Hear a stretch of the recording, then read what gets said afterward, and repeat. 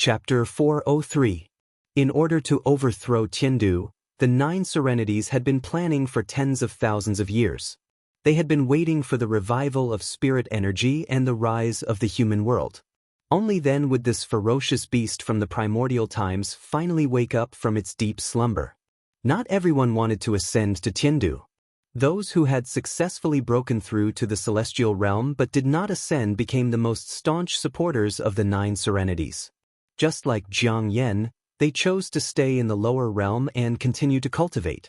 If their lifespan ran out, they would voluntarily give up their physical bodies and let their souls enter the soul crystal in order to continue living.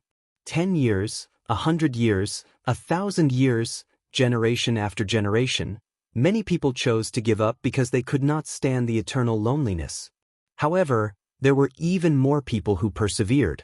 There were always sacrifices on the road to revolution. Countless people advanced dauntlessly just to welcome the moment when they were truly needed.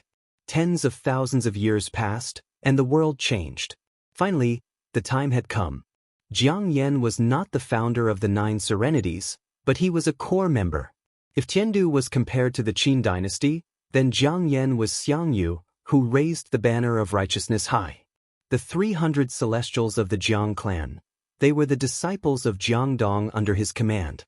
Jiang Yan was indeed a ruthless person. If he was not ruthless, he would not have been able to sit on the throne of the Nine Serenities. In order to achieve his lofty goal, Jiang Yan chose to sacrifice his own family, thus creating the Nine Serenities. It was precisely because of this that the once glorious Jiang clan of Daiyu Island had now become the arsenal of the Nine Serenities, providing the Nine Serenities with excellent physical bodies. Although the blood of the Jiang clan still flowed in their bones, their souls had long been replaced by others. Of course, for Tiandu, a mere 20 or so yuanying was naturally nothing. What really frightened Wuxia was, Tiandu was unaware of this. For tens of thousands of years, people from the lower realm had constantly ascended to Tiandu. However, after these people ascended, what they saw was not the fairyland they had imagined. Instead, they saw all kinds of injustice. They were like black people who had been smuggled into Wuxia. No one would look them in the eye, and no one would care what they were thinking. Those who are not of our race are bound to have different intentions. Ascenders were constantly discriminated against, ridiculed, and ostracized. No matter how high their cultivation base was, they were just lowly people from the lower realms. Tiandu had never cared about the lowly people of the lower realm. In order to show the spirit of universal love of the divine ancestor, Tiandu had always maintained contact with the 5 places of inheritance so that these sinners could ascend to Tiandu in the future. And this was also the fundamental reason why All Saints Valley was able to use the Spirit Gathering formation to forcibly summon divine generals from Heaven Capital when Xianxia flattened them. Absolutely no one would have thought. The so-called 5 lands of heritage were actually branches of the Nine Serenities, but this secret was only known to a few people. Everything was under the control of the Nine Serenities, including Xianxia, the apple that accidentally fell on the chessboard. Since he was on the chessboard, he was a chess piece. It was just that this chess piece was much bigger than the others. From the moment Xianxia stepped into All Saints Valley, Jiang Yan had already known of Xianxia's existence. Although he was a variable, he was controllable. This was why Jiang Yan had displayed an almost abnormal enthusiasm for Xianxia when Xianxia first set foot on Daiyu Island. It was a pleasure to have a friend from afar. Jiang Yan was guiding Xianxia, trying to pull Xianxia to the opposite side of Tiandu. After all, the only advantage the Nine Serenities had was probably information. The enemy was in the light while I was in the dark. Jiang Yan did not know why Xianxia was working so hard to find Wuxia. But he knew very well that Wuxia was not just a divine general. Wuxia, he was actually Yuhuan Tianzuan's only son. If they could successfully kill Wuxia, who would face Yuhuan Tianzuan's wrath? It would not be Jiang Yan, nor would it be the Nine Serenities. It would be Xianxia, who had always been at the forefront. Wuxia's identity was not a secret. Almost everyone in the great world knew about it. This guy had been outstanding since he was young, but he was mischievous and disliked cultivation. Yuhuan Tianzuan could not do anything about him, So he handed him over to Heavenly Venerable Wondrous Spells, hoping that Heavenly Venerable Wondrous Spells could guide this mischievous second generation back to the right path. But he did not teach his own son. The consequences were, after Wuxia grew up, he did not recognize him as his father. No matter the occasion, Wuxia would always call him Yuhuan Tianzuan, which almost angered him to death. In fact, from the respect Wuxia showed to Heavenly Venerable Wondrous Spells, Wuxia was actually quite a sentimental person. The reason why he made Yuhuan Tianzuan angry was probably because he had a special father-son relationship with Yuhuan Tianzuan. Yuhuan Tianzuan probably knew this too. So even though he was usually cold to Wuxia, he was secretly very concerned about this son of his. Through Heavenly Venerable Wondrous Spells, he indirectly gave Wuxia all kinds of Dharma treasures. This was a very strange father-son relationship. It seemed distant, but it was also very close. So, when Wuxia saw the Yin-Yang Six Directions array being activated again, a relieved smile suddenly appeared on his face. It was the same array formation, but the person who said it was completely different. Wuxia held the flag in his hand, already understanding what he was about to face. So, before Jiang Yan made a move, Wuxia suddenly raised his head and let out a long howl. Yuhuan Tianzuan, oh Yuhuan Tianzuan, this time, I'm really going to fall. Although you can't hear me, but I'll call you again, Father. Speaking of this, Wuxia's expression suddenly froze. Immediately after, he did not forget to ridicule himself. As expected, I'm not used to it after not calling you for a long time, Yuhuan Tianzuan. Did you hear that? Your son is being bullied. Remember to avenge him. Father. Wuxia did not say the last word out loud. Instead, he silently repeated it in his heart. Then he raised the Wuji apricot yellow flag high up, and like the only remaining flag bearer on the battlefield, he charged towards the 9 underworlds led by Jiang Yan alone. Even if the entire army was killed, the flag bearer could not fall. If he fell, it would be a true annihilation. Jiang Yan looked at Wuxia coldly. Even though Wuxia was surrounded, Jiang Yan did not let his guard down at all.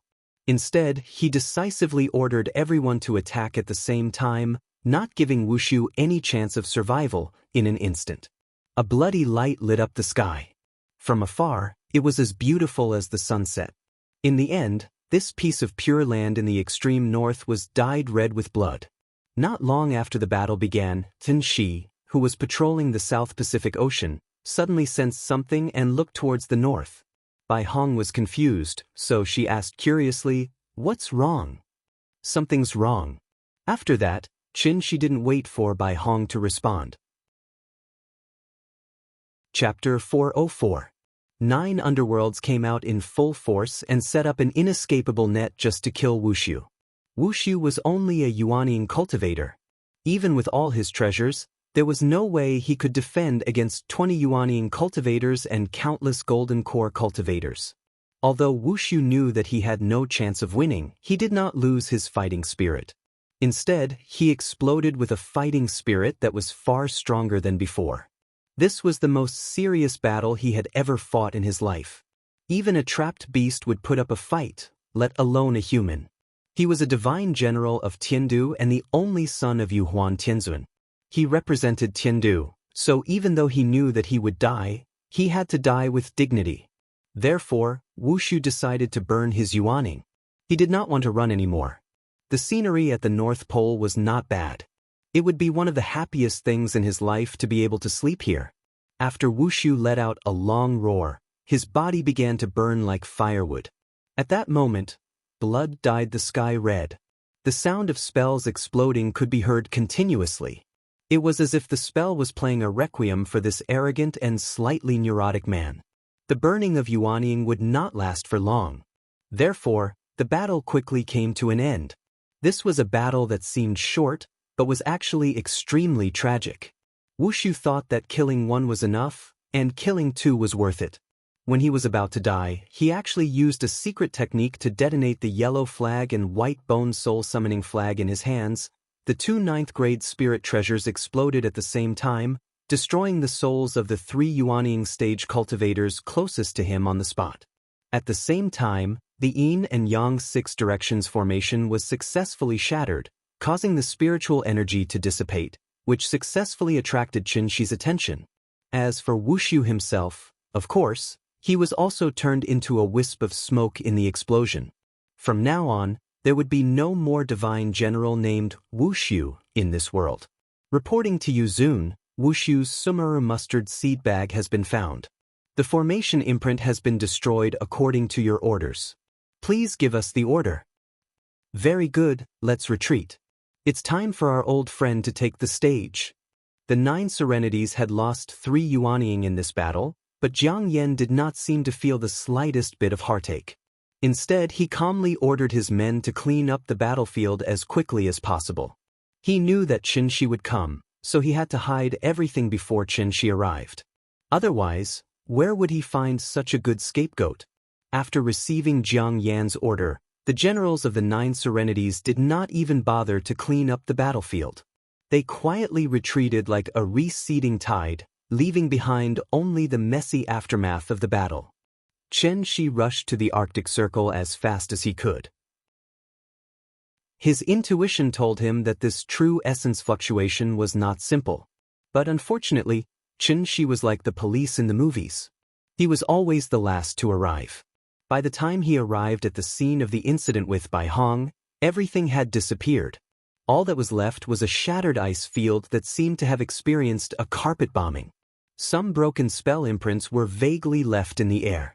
Xianxia silently sensed them. He felt that these spells were familiar, but he could not tell where he had seen them before. It was very strange. It was a bit like the Jiang family's true 6-trigram spell, but it was much more exquisite. It was far beyond the level of the Jiang family. Xianxia knew the ins and outs of Daiyu Island very well, so he did not even think about Jiang Yan. Therefore, he could not even figure out what had happened here. Who was fighting? What level of battle was it? Judging from the true essence fluctuation that he had sensed earlier, the level of this battle was far beyond Xianxia's imagination. The battle of the Yuanying? When did Earth become so terrifying? Xianxia silently sensed the spell imprints in the air, trying to find some clues from them. Bai Hong, on the other hand, began a carpet search in the snow. Finally, under a pile of soft snow, Bai Hong successfully found a tattered piece of cloth about the size of a fingernail. This rag was yellow with golden threads embroidered on it. It was obviously not an ordinary item. Bai Hong picked up the tattered piece of cloth and carefully rubbed it in her hand. Immediately after, he seemed to have suddenly thought of something, and even his pupils couldn't help but dilate a lot. This is the Wuji apricot yellow flag? Bai Hong did not dare to believe his guess. He tried to sense some spiritual energy from it, but this rag was no different from an ordinary tablecloth. Other than the brighter color, there was nothing special about it. Under normal circumstances, magic treasures could be recycled and reused. For example, Xianxia had recycled Qing Wan's spear. But if this magic treasure was a natal magic treasure, and its owner used a secret technique to detonate it, this magic treasure would be completely destroyed. Even if it was picked up, it would take up too much space. In an instant, Bai Hong's mind went blank. After staring blankly for a long while, he began to search in the snow as if he had gone mad. Xianxia noticed his abnormal behavior, so he stopped what he was doing and used his divine sense to help Bai Hong search. This search was incredible. After Xianxia picked up a palm-sized rag from the snow, Bai Hong was stunned. It's Wuxia, it's really him. Hearing this, even Xianxia couldn't help but be stunned. Wuxia? This guy was covered with high-level magic treasures to defend himself, and he had the blood escape technique to save his life. Even he was not 100% sure that he could kill Wuxia. Who on earth could do it? At the same time. The Great World. Tindu. Heavenly Venerable Yuhuan was currently standing in a pavilion filled with candlelight. Next to each candle was a small wooden tablet with different names written on it. It looked like a memorial tablet in the ancestral hall. Yuhuan Tianzuan picked up one of the wooden tablets with trembling hands. The wooden tablet had the words Wuxia written on it. He seemed to be a little unable to believe what he saw. So after picking up the wooden tablet and carefully touching it, Yuhuan Tianzuan picked up the candle next to it. The other candles were still burning well, but this one was extinguished. Wuxiu, my son, can you tell father, what did you encounter in the lower realm? This was the heart fire lamp. Every day, when a newborn was born, the heart fire would be used as a lamp. The heart fire lamp could not be extinguished. Once it was extinguished, it meant that the owner of the lamp was dead. And this was the so-called, when the person died, the lamp went out. Although Yuhuan Tianzuan was the supreme of Tiandu, after seeing Wuxiu's heart fire lamp go out, he couldn't help but shed 2 lines of hot tears. But a celestial lord was a celestial lord after all. Even if the grief in his heart was extreme, he had to wait until this grief subsided before he stepped out of the attic again. Pass down my orders. Order the 5 divine generals to return immediately and take the heaven-bearing efficacious floating mirror. Build the soul bridge, open the gate of heaven. Chapter 405. Following the extinguishment of the heart flame lamp, Yuhuan Tianzuan, in a fit of rage, officially put the opening of the divine gate on the agenda. For a moment, the great world was in a state of panic and trepidation. Under the influence of the 9 underworlds, the seemingly tranquil earth gradually became turbulent and unpredictable, with undercurrents surging. Xianxia had always wanted to stay out of this, but he did not know that he had already become a chess piece in Jiang Yan's hands. He and Bai Hong searched the Arctic tundra for a long time before they finally had to believe Wuxiu was most likely dead. Otherwise, how could they explain the destruction of the Wuji apricot yellow flag? If it wasn't a last resort, no one would detonate their life source magic weapon. This was a 9th-grade spiritual treasure.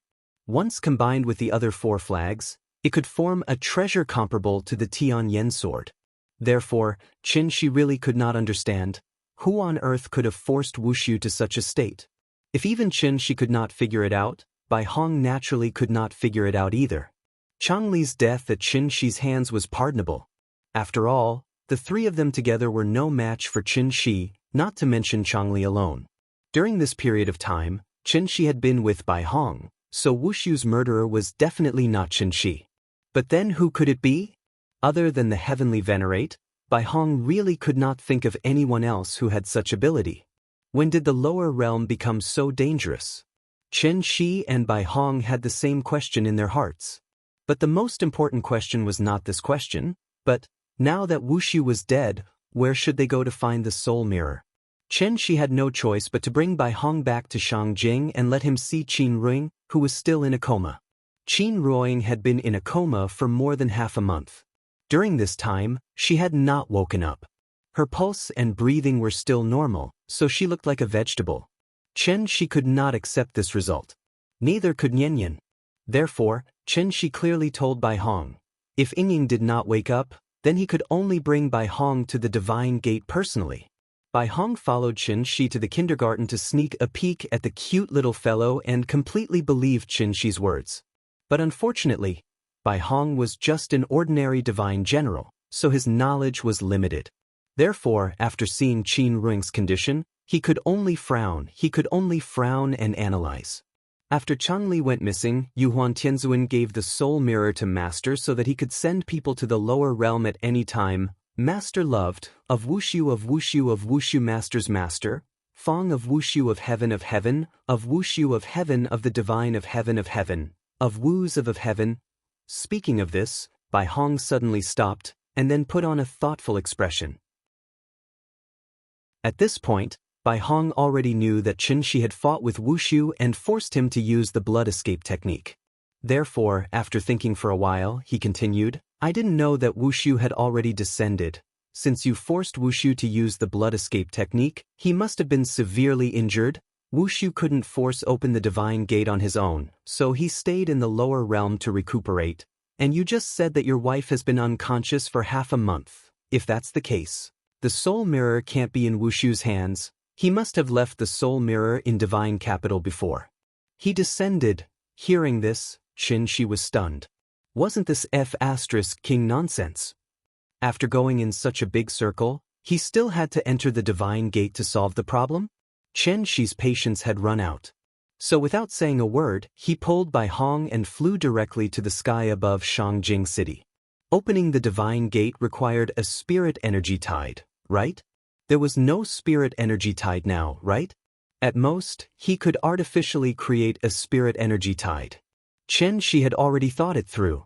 He was not going to divine capital to fight, but to reason with them. As long as he could solve Yingying's illness, he didn't even mind becoming friends with divine capital. A soul formation stage cultivator had taken the initiative to express his goodwill. Presumably, any faction with a brain wouldn't refuse. Bai Hong was shocked by Xianxia's courage. He was imprisoned by Xianxia for more than half a year, and he dreamed of returning to divine capital. Seeing that Xianxia took the initiative to take him back, Bai Hong was naturally happy, so he wanted Xianxia to bring Qing Luan and Shui Xiang along. As long as the three of them could return to divine capital safely, Bai Hong promised to let bygones be bygones. He was also willing to recommend Xianxia so that Xianxia could smoothly obtain the soul mirror. After all, Xianxia just wanted to borrow the soul mirror, not occupy it permanently, so the heavenly venerables wouldn't be so stingy. The two reached a consensus. Then, Xianxia used himself as the eye of the formation and the entire Shangjing city as the formation pattern to forcibly set off a huge spirit energy storm in the sky. A steady stream of spirit energy rushed to the center of the storm. In less than a while, this storm evolved into a turbulent tide of spiritual energy. Taking advantage of the gap between Xianxia's maintenance of the tide, Bai Hong hid at the side and frantically grasped the spirit energy of heaven and earth. Under the nourishment of the spirit energy, Bai Hong's skin gradually became white and rosy, so much so that he looked much younger. Xianxia used his own vital essence to gather the tide. This action was like reaching into a water tank and stirring it, forming a waterspout in the water. The whole process didn't require too much effort, so Xianxia could persist for a long time. But he didn't know the reason. Xianxia maintained it from noon to afternoon. The tide was getting bigger and bigger, but the divine gates still didn't open. Now that Nian was about to finish school, Xianxia hesitated again and finally had to temporarily withdraw his vital essence. Then he turned to look at Bai Hong and asked, "What's the situation? Why hasn't the divine gate opened?" Hearing this, Bai Hong also looked around in confusion. It didn't make sense. Wuxia's life and death were unknown. Didn't Yuhuan Tianzuan send someone down to check the situation? There were two conditions to open the divine gate. One was the appearance of a powerful spirit energy tide in the lower realm, and the other was the heavenly effecate floating mirror. Under normal circumstances, once a spirit energy tide appeared in the lower realm, Tiandu would use the heavenly effecate floating mirror to open the divine gate so that sinners in the lower realm could ascend. Of course, Tiandu would also occasionally send divine generals down to the lower realm to carry out various missions, such as Bai Hong and Wuxia. Wuxia's identity was extraordinary. How could Yuhuan Tianzuan, as his father, not be worried at all? "I don't know, maybe something happened up there? Why don't we try again tomorrow?" Xianxia was speechless. After glaring fiercely at Bai Hong, he flew back to Shangjing City without a word. Seeing this, Bai Hong hurriedly chased after him and asked, "Hey, where are you going?" "To pick up my child from school." "Why didn't the divine gate open?" That was because Tiandu was using the soul mirror as the core to prepare to build a soul bridge. Wuxia's unexpected death made Yuhuan Tianzuan, who had been hesitating, finally make up his mind. Because of this, the heavenly venerables also reached a consensus. So when the soul bridge was completed, Chapter 406. January 26th. The little girl, who had been in kindergarten for a semester, finally welcomed the first winter break in her life. Before the break, the teacher held a class meeting to remind the parents of the things to pay attention to during the break. At the same time, she gave the children a winter break homework. The winter break homework of the kindergarten was naturally not as exaggerated as that of the middle school. At most, it was only 2 or 3 pages.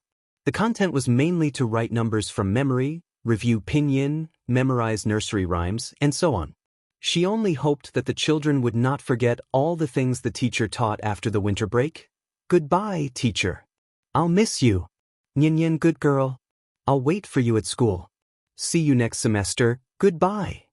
The little girl nodded her little head like she was pounding garlic. After waving goodbye to the teacher reluctantly, she turned her head to look at the two brothers. Now that the two brothers were sent to and from school by Xianxia, they naturally could not go to school with her every day. Now that the winter break was finally here, the three children agreed to meet at the tea house tomorrow and then go to the ice rink to play. Wenwen Mingming, see you tomorrow. The little girl held Xianxia's hand and waited very politely until Xianxia's car started. Then she turned around and followed Xianxia home. The closer it was to the end of the year, the more deserted Shangjing City seemed. Every time the little girl breathed, she would exhale a stream of hot air. She thought it was very fun, so from time to time, she would raise her little head and then imitate the dubbing in the short video. She would pout her mouth and shout a Chunibu line, "The evil dragon roars a woon." The little girl was like a cute little sun. Even in this cold winter, she could still bring some warmth to Xianxia. The father and daughter held hands and walked slowly on the street. Before Xianxia could find a topic to talk about, the little girl asked first as usual, "Daddy, is Mommy better today?" "Yes, she's better. She just got up and steamed some soup dumplings for you. When you get home, it'll be ready." Xianxia gently squeezed the little girl's little hand and a bright smile appeared on his face. The little girl did not have any doubts about this. This was because the food her mother made tasted obviously different from the food her father made. She could tell. When it came to eating, the little thing was obviously a little greedy, so it shook Xianxia's arm and laughed. "Mommy's soup dumplings are also very delicious. I can eat 3. "Really? Daddy will bring you 3 in a while. You have to finish them all." "No problem." Xianxia carefully coaxed the little fellow. He didn't want Nian to know that Qin Ruoying had been sick in bed, so he deliberately cooked ordinary food from time to time to deceive the little girl and tell her that it was her mother who cooked it. At first, the little fellow was naturally convinced. But after a long time, the little fellow still felt a little strange. Since her mother could wake up to cook for her, why couldn't she wait until school was over before going to bed? The little guy blinked his big eyes and suddenly realized, "I haven't talked to my mother for a long time." Every time she came home, her mother was sleeping, so she could only watch TV silently. She didn't dare to run around the room because she was afraid of disturbing her mother. Ever since her mother fell ill, the house had become a lot more deserted. It was just that the little fellow was still young, so she didn't understand the true meaning of the word, deserted. "Daddy, when will Mommy get better?" "Soon. The doctor said that Mommy doesn't have any major problems. She just needs to rest for a period of time to recover." Similar conversations kept repeating. The little fellow was distressed because of her mother's illness. How could Xianxia not be distressed? He would set off a spirit energy tide in the sky above Shangjing City every day, but he had never seen the divine gate open. Therefore, Xianxia's heart tightened. He just wanted to go to Tiandu to seek a soul mirror to cure Qin Ruoying's illness. Why did the divine gate refuse to open? Did he have to wait for the spirit energy tide to appear naturally? Xianxia was very distressed. But this kind of distress couldn't be shown in front of the little fellow. Therefore, he felt as if his heart was being pressed under a big rock, and he almost couldn't breathe. When would these days come to an end? Xianxia talked to the little fellow as he secretly pondered. The father and daughter soon returned home. As soon as she entered the door, the little fellow saw Bai Hong walking back and forth in the courtyard, so she took the initiative to wave at him and smiled. "Uncle Bai. Good afternoon. I'm out of school." Hearing this, Bai Hong seemed to have something on her mind. After forcing a smile at the little fellow, she looked at Xianxia with a face full of apprehension. For the sake of convenience, Xianxia left Bai Hong in the courtyard for this period of time. With the restriction guarding, he wasn't afraid of Bai Hong stirring up any storms. After all, this guy had just burned his Yuanying and was almost a cripple now. Xianxia and Bai Hong looked at each other, but found that Bai Hong's expression was very strange today. It seemed like he was afraid of something. Why would Bai Hong be afraid? This guy didn't even care about his life. Why would he be afraid? Thinking of this, Xianxia asked with a puzzled face, "What's wrong with you?" However, after hearing Xianxia's question, Bai Hong seemed to be agitated and couldn't help but tremble. Then he pointed to the west wing with a panicked face. West wing? Xianxia was stunned. Immediately, he understood what Bai Hong was afraid of. Then, Xianxia's figure suddenly disappeared from the little fellow's side. When he appeared again, he was already at Qin Ruing's bedside. In the room, Qin Ruing was still lying quietly on the bed. Xianxia came to her side and wanted to reach out and touch his lover's cheek, but at this moment, his hands suddenly began to tremble uncontrollably. The moment his fingers touched Yingying's cheek, Xianxia froze. At this moment, time seemed to have frozen. Xianxia's consciousness was rapidly pulled away, as if his soul had left his body. Even though his lover was close at hand, he felt that he was getting further and further away from Yingying. Finally, Xianxia's trembling fingertips touched Qin Ruing's cheek. But where he touched, it was ice cold. In fact, how sensitive were Xianxia's 5 senses? From the moment he stepped into the room, he realized that Qin Ruing's breathing had stopped. This news came too suddenly, like a bolt from the blue, and instantly stunned Xianxia. Yingying had stopped breathing? How could it be? He just went to pick up Nian from school. How long had he been delayed? What exactly happened? Bai Hong, tell me. Chapter 407. What the hell was going on? Xianxia's mind went blank, leaving only this question echoing in his heart.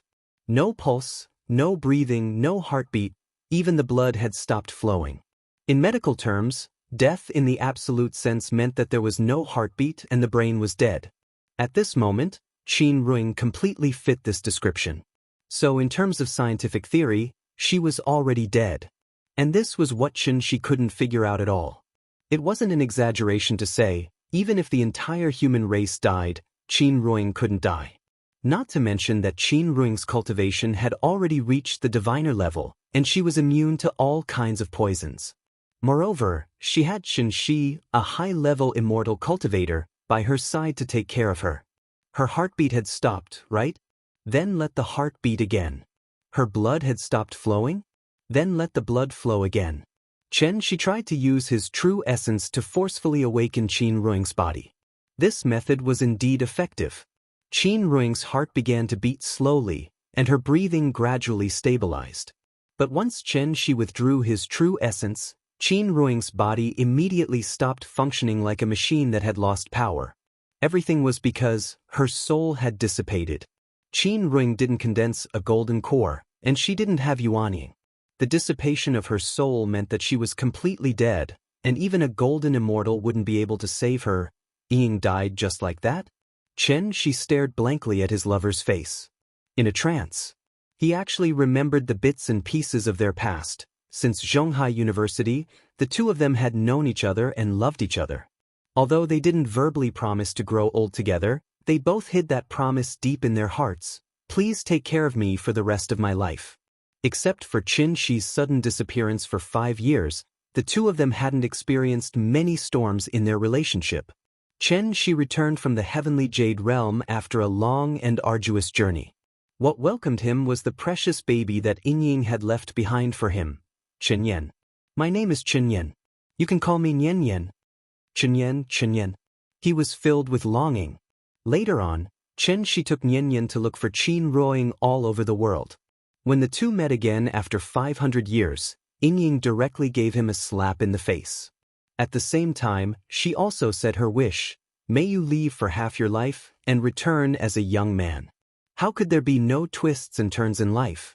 However, from the moment the family of 3 reunited, all the hardships Xianxia had experienced had turned into dust, swept into the garbage heap by him. Xianxia had no attachment to the past because the future was right beside him. Undying love was not something that could be proven by martyrdom. A heart full of love was not something that could only be heard when it was always on the tip of the tongue. The highest level of love. Actually, it was just that old saying, holding your hand, growing old with you. That was all.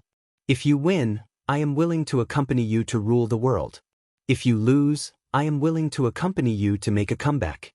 When I rule the world, I will spread 10 miles of red dowry. I am willing to use 10 miles of red dowry as a gift, and I am willing to use the world as a betrothal gift. Are you willing to rule the world and spend the rest of your life with me? Xianxia did not strive for the world, so Ying accompanied him in a small tea house by Hohai. When she had nothing to do, she would flip through books, take care of the children, and watch the flowers bloom and wilt in front of the courtyard with her lover.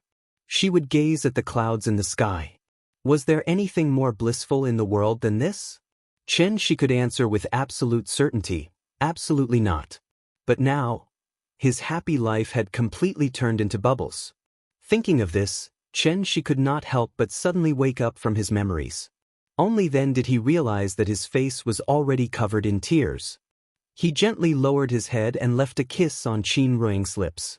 Only then did he hold his lover's hand and solemnly promise, "Ying, wait for me." There was no need to say more with just these 4 words. Even if I can't reincarnate in this life, I will still create havoc in the underworld and strike your name from the book of life and death. The little fellow stood in the courtyard with a blank face. Where did Daddy run off to?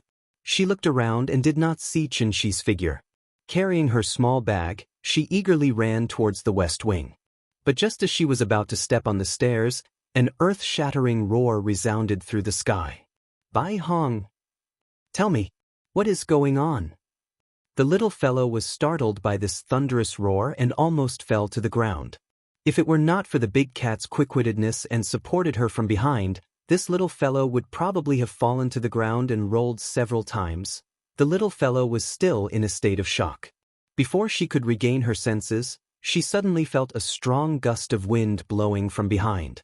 The cold wind burrowed into the little fellow's back and immediately made her shiver. She hurriedly looked back and found that Uncle Bai, who was still in a daze in the courtyard just now, was nowhere to be seen. The little fellow was frightened by this strange atmosphere and carried the big cat directly into the west wing. At the same time, she did not forget to shout, "Daddy? Daddy? Where are you?" Daddy is in the sky. Because the little fellow was in the courtyard just now, Xianxia was furious and directly grabbed Bai Hong's neck and lifted him into the sky. Cough, cough, cough. I don't know either. Everything was fine just now, but suddenly there was no breath, Bai Hong struggled to reply. This time, he was really sitting at home, but the trouble came from the sky. Bai Hong was, after all, a divine general. Although his cultivation was not even a tenth of it, his 5 senses were still very sharp. Just now, he was meditating in the room to heal his wounds when he suddenly discovered that there was no breath in the west wing. He wanted to go in to check on the situation, but was blocked by the restrictions set up by Xianxia, so he could only wait in the courtyard for Xianxia to return. It was fine if Xianxia did not come back. But this time, he had almost lost his life. In reality, Xianxia also knew that this matter had nothing to do with Bai Hong. He even guessed that this definitely had something to do with the spirit mirror. Otherwise, who in this world would be able to cause Ying's soul to scatter without a sound? I'll tell you. If anything happens to Ying, I'll definitely bury your Tiandu with her. Xianxia was like an enraged lion, roaring at Bai Hong. Without waiting for Bai Hong to explain, he directly dragged Bai Hong and flew toward the Pacific Ocean. Although Bai Hong was not afraid of death, Qin Ruing's current situation clearly had something to do with Tiandu, so he more or less felt that he could not face Xianxia. So, Bai Hong obediently kept his mouth shut, waiting to see what Xianxia wanted to do next. Xianxia was angry, but he did not lose his mind because of it. Since Ying's soul had dissipated, the most important thing now was not to directly find her soul, but to find a way to protect Ying's physical body.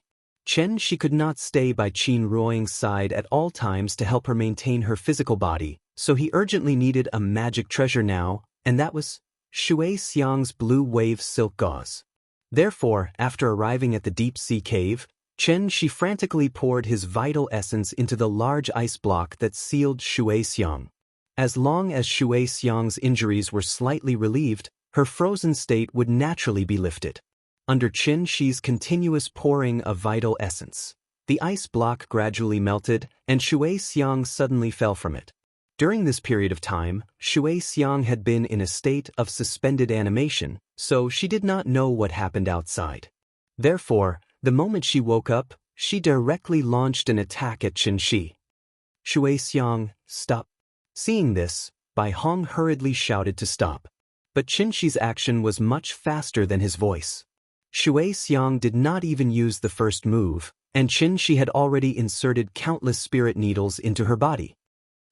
Xianxia's almond-shaped eyes widened, and after glaring at Qianxi fiercely, her body completely softened. At this time, Bai Hong on the side let out a long sigh of relief. He was not afraid of death, but he was very afraid of his junior brothers and sisters dying for no reason. Fortunately, Qianxi did not intend to take her life. Take her, let's go. Qianxi grabbed the blue wave silk gauze, left a sentence coldly, and turned to walk out of the cave. Hearing this, Bai Hong hurriedly helped Xianxia up from the ground, and then followed Qianxi's pace. Looking at the man in front of him who was silent on the surface, but his heart was filled with indignation. Bai Hong knew. Chapter 408. After leaving the cave in the deep sea, Qianxi did not rush back to Shangjing immediately. Instead, he flew to Daiyu Island. He had no choice. After all, Bai Hong did not know anything about it. Furthermore, the divine gate had not opened for a long time. Even if Qianxi wanted to go to Heaven Capital, there was no way in. Therefore, he could only pin his hopes on Jiang Yan. He wanted to see if he could find a better solution from Jiang Yan. Therefore, Qianxi led Bai Hong and Xianxia straight to Daiyu Island. As soon as they got close to Daiyu Island, Qianxi suddenly realized that Daiyu Island's mountain guarding formation had become stronger.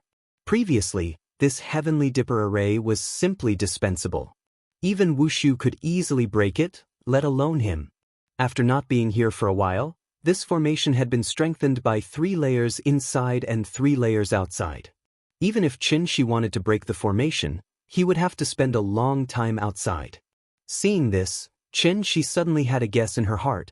Jiang Yan was probably afraid of Wuxia. That was why he strengthened the mountain guarding formation to prevent the same tragedy from happening again. Out of politeness, Qianxi did not choose to break the formation by force. Instead, he waited patiently outside. He did not have to wait for long before the formation slowly opened. "Ha, Mr. Chen, how have you been? I wonder why you've come all the way to Daiyu Island today?" Before Jiang Yan even arrived, the enthusiastic greeting rang through the air above Daiyu Island. Hearing this, Qianxi smiled and replied, "I'm sorry for coming uninvited." No, I haven't seen you for a few days. I really miss your elegance. Please follow me into the house for a chat, Mr. Chen." A white light flashed and Jiang Yan appeared in front of Qianxi. Seeing his warm and welcoming face, Qianxi smiled and greeted him politely. At this time, Jiang Yan's gaze landed on Bai Hong and Xianxia. Who are these two? Qianxi knew that Jiang Yan had a grudge against Tiandu, so he deliberately concealed it. "They're my friends. They came with me to visit Daiyu Island." "Oh, so that's how it is. Please come in." Jiang Yan laughed and made an inviting gesture to the 3 of them, then he took the lead to fly to Serene Afterglow Peak. Qianxi thought that he had deceived Jiang Yan, but he did not know that Jiang Yan had already known everything about Tiandu. With just a glance, he had already determined the identities of Bai Hong and Xianxia. However, with this old fox's shrewdness, how could he be easily seen through by Qianxi when he was caught off guard? Therefore, the old man pretended that he didn't see anything and led the way. Qianxi followed behind Jiang Yan. In the process of flying to Serene Afterglow Peak, he suddenly realized that the atmosphere of Daiyu Island was very different from before. Previously, Daiyu Island was like a paradise. The Jiang clan lived a simple life where they worked at sunrise and rested at sunset. If they wanted to cultivate, the clan would provide cultivation methods. If they were not interested in cultivation, the clan would not force them. After all, this was a large clan with a population of tens of thousands. The clan leader could not possibly require everyone to cultivate. But now, Daiyu Island was like a frontline military camp. From the elderly in their 70s to the children of 4 or 5 years old, all of them were cultivating hard on the drill ground.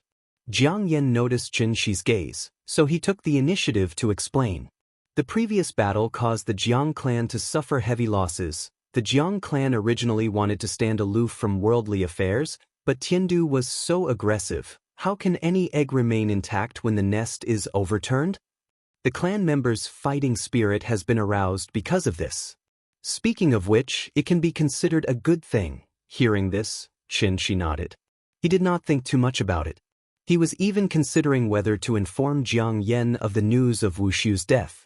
In fact, one could not blame Xianxia for being fooled by Jiang Yan. After all, he could not read minds.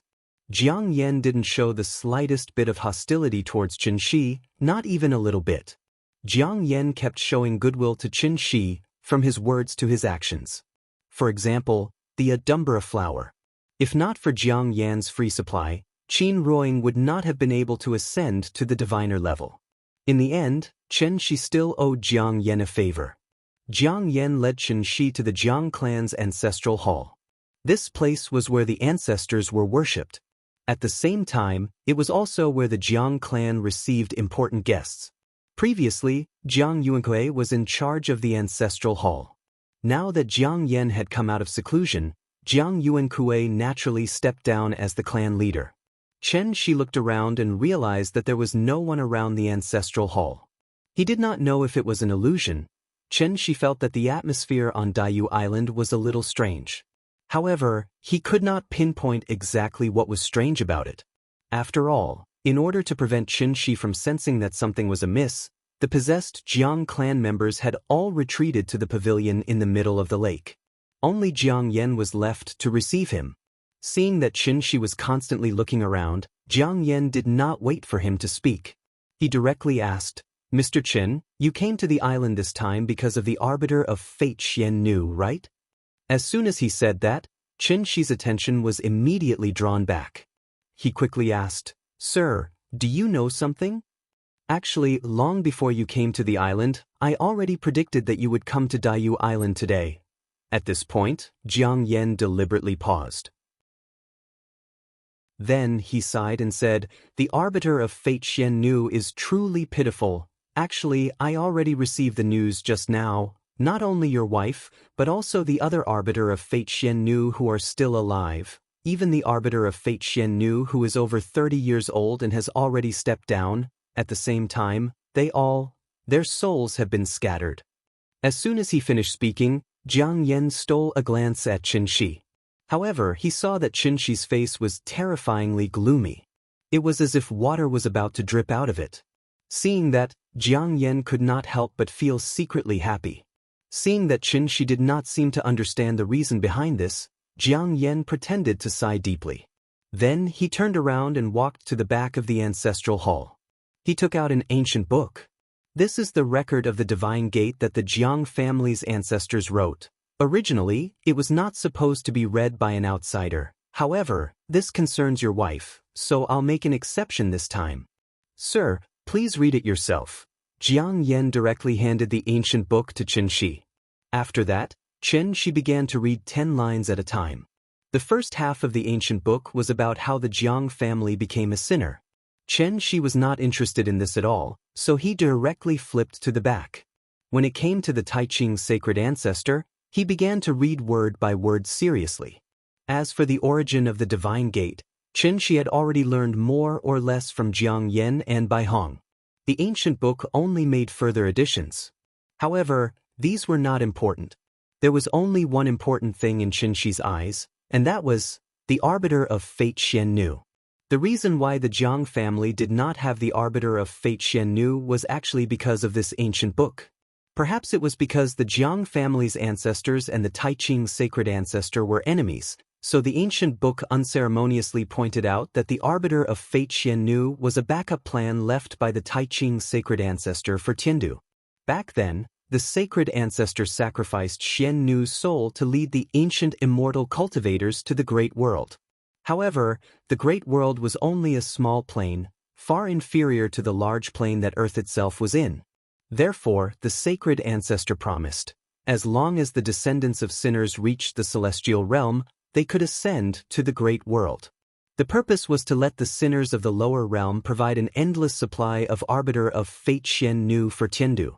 As long as the Arbiter of Fate Xiannu was not cut off, then the ancient immortal cultivators could once again build a soul bridge and return to Earth. This had to be mentioned. Only when the tide surged could Tiandu use the soul mirror to open the divine gate, allowing the celestials to ascend. This gate relied purely on the power of the tide to open, so only a few people could enter at a time.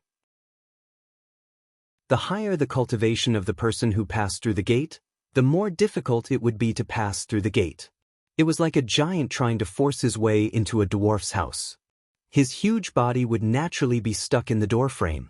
Unless the giant comprehended the true meaning of the word void, he would be able to open a new gate on his own. Otherwise, he could only obediently wait outside the gate. The reason why heavenly venerable wondrous spells could come to the lower realm was entirely because of the cultivation technique he practiced. He could pass through the divine gate with his clone, so he could bring Wuxia to the lower realm to check out the situation. Xianxia quickly finished reading the contents of the ancient book. However, after reading it, his brows furrowed tightly. If that's the case, Yingying's soul didn't dissipate for no reason, but was forcibly taken away by the soul mirror? Using the soul mirror to take away Xianxu's soul and build a soul bridge that can allow millions of people to cross the two realms at the same time. In other words, Chapter 409. Building the Soul Bridge and Opening the Heaven Gate. Returning to the human realm. Xianxia wasn't very concerned about this. He only cared about one thing, and that was the soul mirror. According to ancient records, once the skybearing mirror was fully activated, the skybearing mirror would be activated. Then, the 5 holy temples in the lower realm and the 13 soul-amassing cauldrons in the various branches would be activated at the same time. From there, they would build a super-large teleportation formation across the two realms, the so-called Soul Bridge. Soul Bridge? More accurately speaking, the Soul Bridge should be called the Bridge of Forgetfulness, right? The River of Forgetfulness beside the Bridge of Forgetfulness. Ancient cultivators walked leisurely on the bridge, but the River of Forgetfulness beneath the bridge flowed with the blood and vengeful souls of the Siming Xianxia. In reality, there were no special requirements to become the Siming Xianxia. All one had to do was be a woman. As the Siming Xianxia gradually became a symbol of status, a series of additional requirements were added to the land of legacy in the lower realm. Of course, the Siming Xianxia that everyone in the village respected was actually just a stepping stone for the ancient cultivators to cross the river. The moment they became the Siming Xianxia, their souls were already offered to the soul-amassing cauldron. Even after death, their remnant souls would automatically fly into the soul-amassing cauldron and be stored in the cauldron as souls. It was only then that the Siming Xianxia would truly usher in their tragic lives. Because their souls hadn't perished, they would instead endure endless torment and burning in the soul-amassing cauldron until the soul mirror opened. Only then would they truly be liberated. Turning to ashes was a form of liberation. Xianxia returned the ancient book to Jiang Yan. Then, without saying a word, he cupped his hands and thanked Jiang Yan. Then he silently turned and walked out of the Jiang clan ancestral hall. Bai Hong had been waiting outside. When she saw Xianxia come out, she immediately approached him to ask about the situation. But he didn't expect that Xianxia would grab him and Shui Xiang and fly straight back to Shangjing. As soon as Xianxia left, Jiang Yan followed behind. However, by the time he looked up, Xianxia's figure had completely disappeared from the sky above Daiyu Island. Seeing this, the corners of Jiang Yan's mouth immediately curled up into a meaningful smile. Xianxia flew very quickly and returned to Shangjing in the blink of an eye. This time, he didn't let Bai Hong and Shui Xiang enter the house. Instead, he casually threw them into the alley and used his true essence to control them. Xianxia had left so suddenly that the little girl couldn't find her father after looking around the yard, so she ran to the room to watch TV. One had to know that although Xianxia did not waste much time on the road, but this time, he was looking for Shui Xiang and Jiang Yan, so Xianxia wasted more than an hour. The sky had completely darkened. Under the dim night sky, the small bar by the beach was bustling again. Only this courtyard that used to be bustling with noise and excitement, at this moment, it was still deserted. Even the lights in the courtyard were not turned on. The little girl had been hungry for a long time. However, even though her stomach was growling, she didn't cry for her father.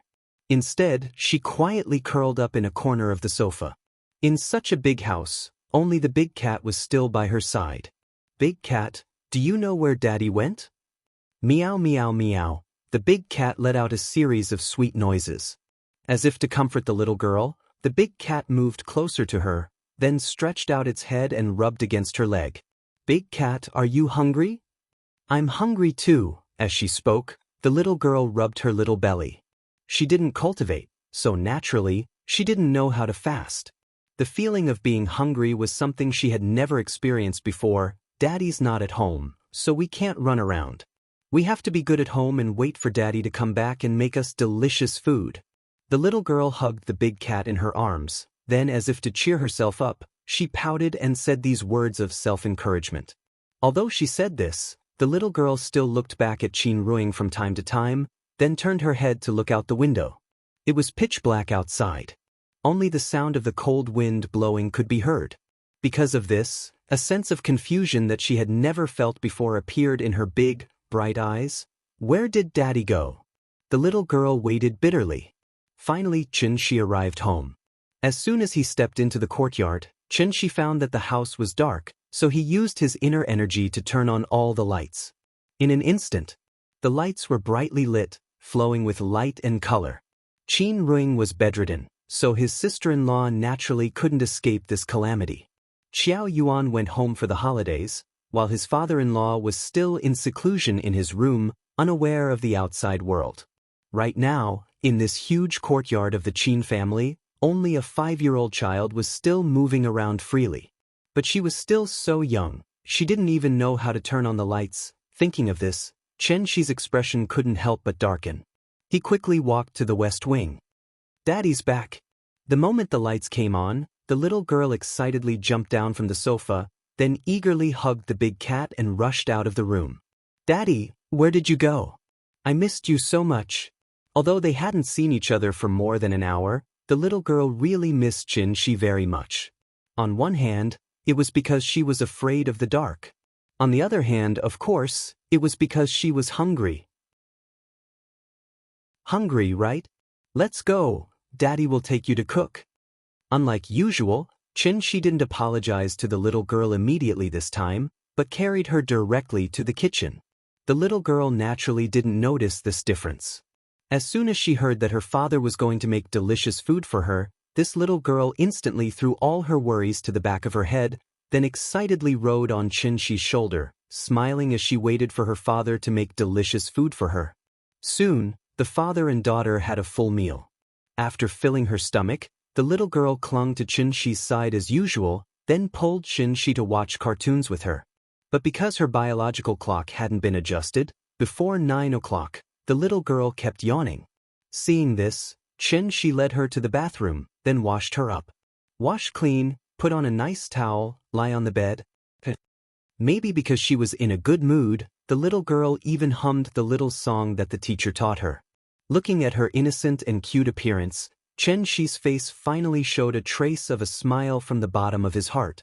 However, this trace of a smile didn't last long. When Xianxia carried the little girl back to the bed, watching the little girl as usual, tiptoeing to Qin Ruing's side and lying down, then she could no longer suppress the raging emotions in his heart, and tears suddenly flowed out. This had nothing to do with cultivation. It was the truest feeling in his heart at this moment. In order to prevent the little girl from seeing him, Xianxia used an illusion to cover his face. "Daddy, tell me a story. Just one. After hearing it, I'll go to sleep obediently." "Okay, since you're so obedient, Daddy will tell you too." "Mua. Daddy is so good." So, Xianxia hugged the little girl, and softly told her a simple and childish story one after another in her ear. It wasn't until the little guy fell asleep that Xianxia finally stopped. He quietly looked at the two most important women in his life. They slept sweetly and peacefully, and nothing could disturb them. Just as Xianxia had once promised, "Even if the sky collapses, I'll hold it up for you. I'm Yingying's husband, and also Nianyan's father." For Yingying, he couldn't let Tiandu build a soul bridge, because the moment the soul bridge was formed, Yingying's soul would scatter. So he had to dare to go to Tiandu before the Soul Bridge was built to ask for an explanation for his lover. But if he went, he didn't know when he would come back. Because he wasn't completely sure.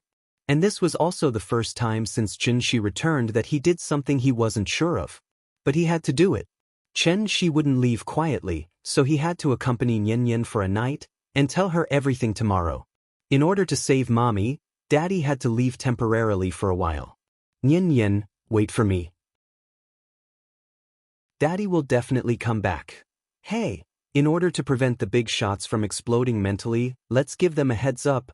This isn't a sadistic novel, and I'm not interested in killing my wife, but the plot has to move forward, right? I can't stay in the tea house all day, can I? Life has to have some ups and downs. Humans only grow when they experience things. Makes sense, right? Long live understanding. Chapter 410. The next morning, when the little fellow slowly woke up from her sleep, the sun was already high in the sky. Because of the orientation of the room, the sunlight shone directly on her face through the window, immediately making her little face bright red. The little fellow rubbed her eyes and then sat up from the bed with great effort. After habitually calling out, "Daddy," she then lowered her head to look at Qin Ruing. "Good morning, Mommy." The little fellow greeted her mother sweetly, but Qin Ruing still did not respond. She just lay quietly on the bed like that. There was no breath, no heartbeat, and of course, no movement. If one looked at it from a secular perspective, this child actually slept with her mother's corpse every day. Thinking about it carefully, this scene was really strange, and even gave people a chilling feeling. Fortunately, the little fellow did not think so. In her mind, her mother was just sick, a very, very sick person. Daddy was busy taking care of her mother, so sometimes he neglected her. The little fellow did not want to cause trouble for her father. Therefore, she called out to her father, but her father did not appear for a long time. The child imitated her father's usual behavior, gently pecked her mother's cheek, and then got up from the bed. Then, the little fellow ran into the bathroom, stepped on a small stool, and began to wash herself. Brushing her teeth was too troublesome, so the little fellow directly skipped this process. She took a towel and wiped her face carelessly, and the washing was done. At this time, Qin Yongyan, who had not shown up for a long time, followed Xianxia out of the main hall. "Good morning, Grandpa." The moment she saw Qin Yongyan, the little fellow very intimately went to his side, and immediately made Qin Yongyan laugh loudly. The 3 generations of grandfather and grandson sat around the small table and had breakfast. During this time, everything was as warm and peaceful as usual. She cleared the table, and then called the little fellow to his side. "Nian, Daddy wants to discuss something with you. What is it?" The little fellow tilted her head, her big eyes filled with confusion. "Mom's condition has worsened. Dad has to go abroad to get the best doctor for Mom. But it's very far overseas. Once Father goes, it might be a very, very long time before I can return." The little fellow did not reply immediately. She pursed her lips and looked at Xianxia eagerly, as if she was still thinking about the meaning of his words. "Nian, be good. After Daddy leaves, don't be afraid, because Mom, Auntie, and Grandpa are all by your side, and the big cat, Big Head, they will always be with you. Mom and Auntie are both sick. They can't take care of you anymore, but Grandpa can, so I'll have to trouble Grandpa to cook for you and take care of your life in the future. Grandpa is already so old. He's not as young as Dad. He doesn't have enough energy to play with you. Promise Daddy that you'll listen to Grandpa in the future, okay?" She gently held Nian in his arms and whispered many things into her ear. He knew that Nian might not be able to remember it, but he had no choice. He still had to say these words to Nian. This was Daddy's reluctance and also his parting words. The little fellow was still young, so she did not know what Xianxia's words meant. She only remembered one thing, and that was, Daddy was leaving. He was going to a very, very far place. Because Mom was sick, Daddy had to find a way to treat Mom. The little fellow knew what was important. So even if she was a little unhappy, she did not cry and make a fuss to stop Xianxia from leaving. Instead, she looked up and asked seriously, "Daddy, how long will you be away? When will you come back?" As soon as this question came out, Xianxia fell silent.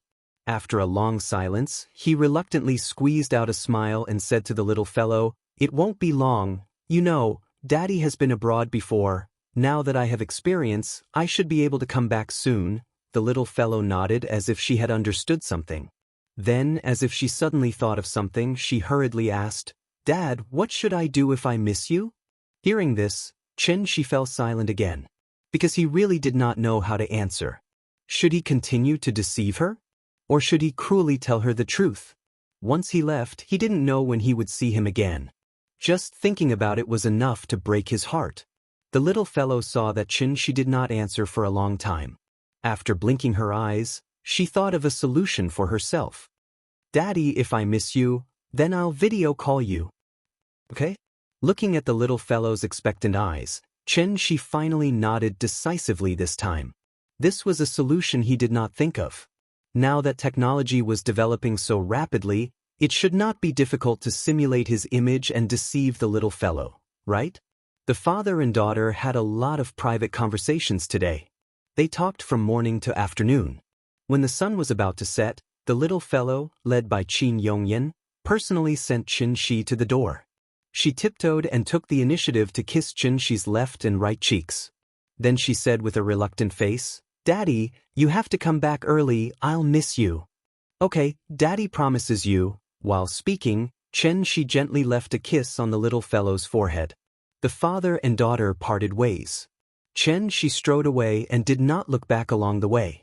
But until his figure disappeared at the end of the alley, the little fellow was still waving her little hand in the direction he left.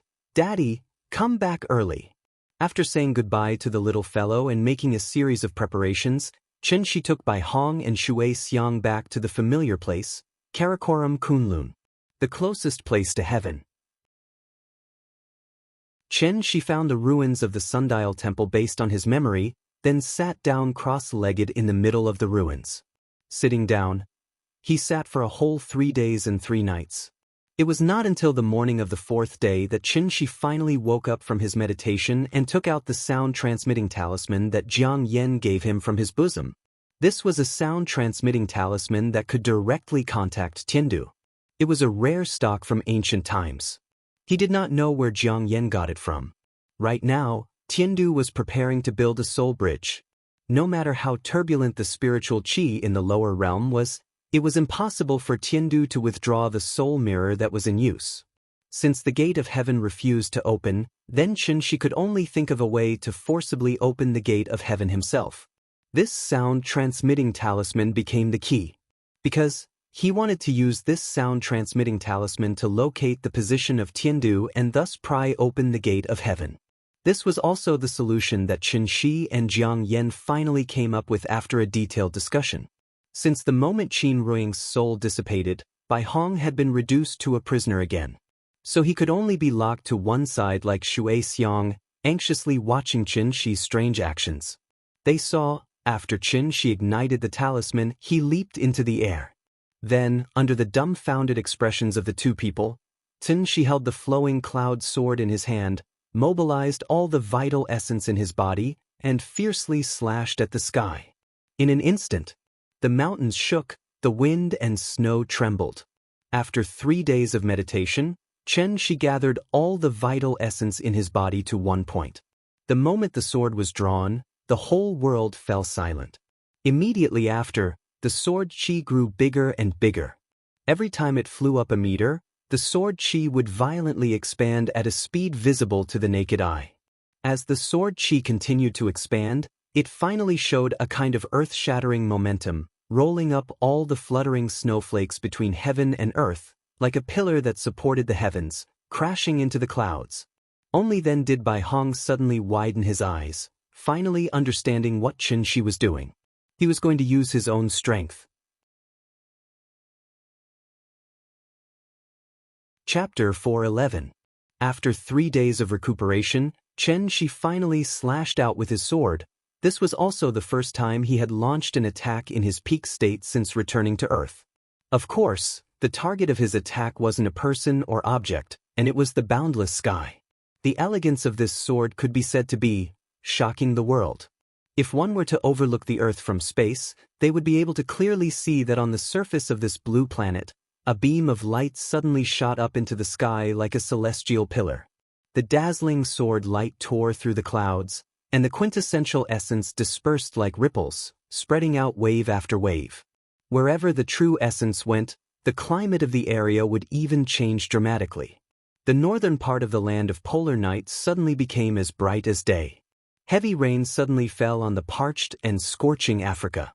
Even Hawaii, which was like spring all year round, welcomed a strange snowstorm at this moment.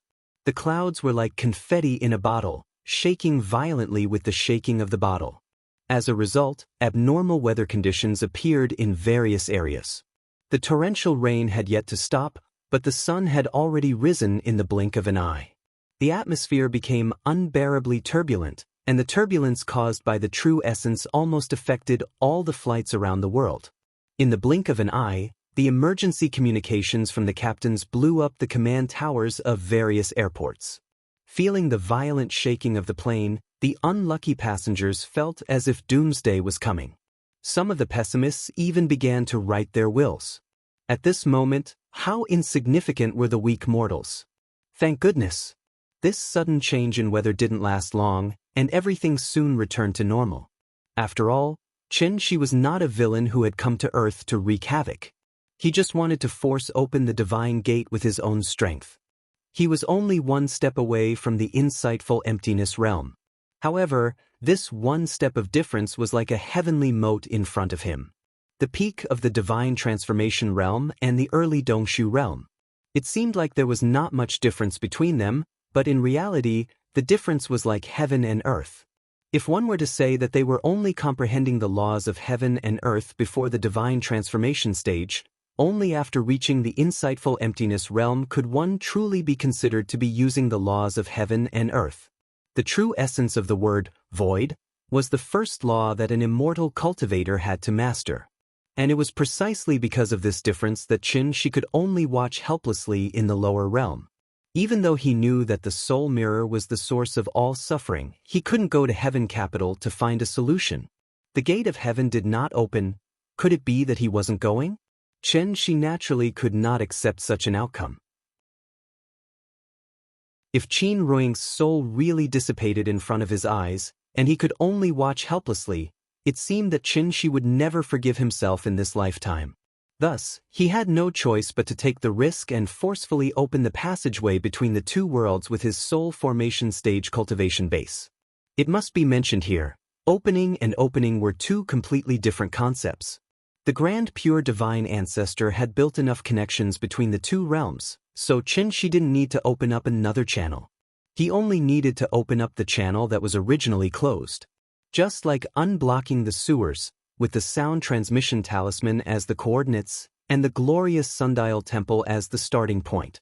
After 3 days of recuperation, Xianxia had accurately found the entry point between the big world and Earth through the voice-transmitting talisman. That was why he had made such a shocking move today. With his own strength, he opened the divine gate with his sword.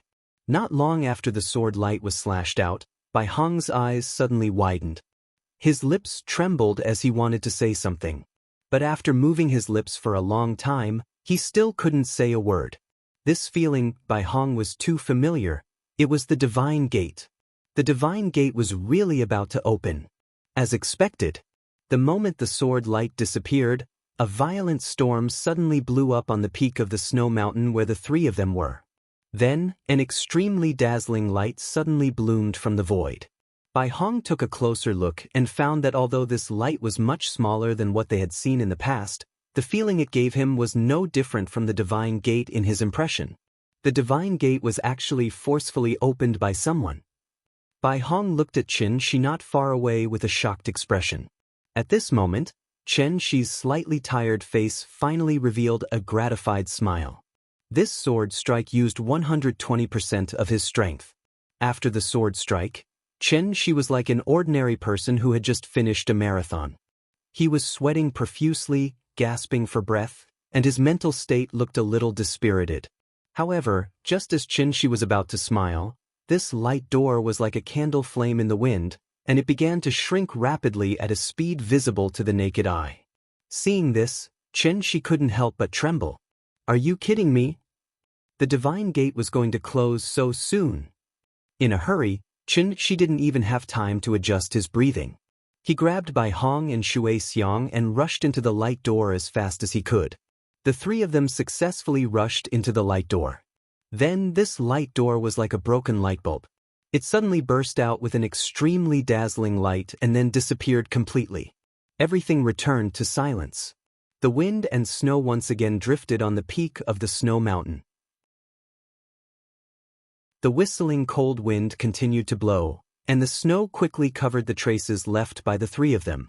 At the same time, Floating Mist Mountain, which was also located in Karakoram Kunlun, but little known to people, Jiang Yan was standing on the peak of the mountain with his hands behind his back. He stared in the direction of the light pillar with his sharp eyes. After the light pillar finally disappeared, Jiang Yan closed his eyes and carefully sensed it. That powerful aura disappeared. After confirming that there was no mistake, Jiang Yan's mouth suddenly curved into a faint smile. Then, the smile on Jiang Yan's face became more and more brilliant. In the end, he couldn't help but laugh out loud. Back to Xianxia and the other two. When Xianxia grabbed Bai Hong and Shui Xiang and plunged into the light door, his vision suddenly turned dark. Like a loach plunging headfirst into the mud, behind the light door, there was no light, no wind. There was no sound. Xianxia couldn't see anything. Wherever his divine sense went, it was empty in all directions. It was like a vacuum bag, there wasn't even any air here. Thus, Xianxia reached out and lit up a ball of light. But after the ball of light lit up, Xianxia still couldn't see anything. Other than his body, there was only endless darkness in this dark space. Where are the two of them? Xianxia looked around and couldn't help but feel puzzled. Bai Hong and Shui Xiang were personally captured by him and entered the heavenly gate. But after entering the door, Xianxia's connection with the two of them was completely cut off. Xianxia thought that he had been ambushed and subconsciously wanted to draw his sword, but he found that he had lost the flowing cloud sword at some point in time. Right now, he was only left with the training clothes he wore when he set off. Xianxia had no choice but to search aimlessly in this dark space. But after flying for a long time, he still hadn't reached the end. Along the way, there was nothing in the range of his divine sense. There was no other way. Xianxia could only try to fly down. But after flying for a long time, he couldn't find the ground. Xianxia thought that his sense of direction was wrong, so he flew horizontally again. This time, he still flew for a long time. Xianxia still didn't fly to the border. Where's Tiandu? Where did Bai Hong and Shui Xiang go? What is this place? Xianxia was a little flustered. Everything in front of him was completely beyond his imagination. How to describe that feeling? He was now like a wisp of dust floating in the universe. But there were no planets in this universe, let alone anything that could be called an object. Apart from him, this universe was a complete vacuum, leaving behind only boundless darkness. He couldn't fly to the end. He couldn't see anything. There was no reference point. There was no gravity, no magnetic field, no radiation, and there was no spiritual energy of heaven and earth. F***CK?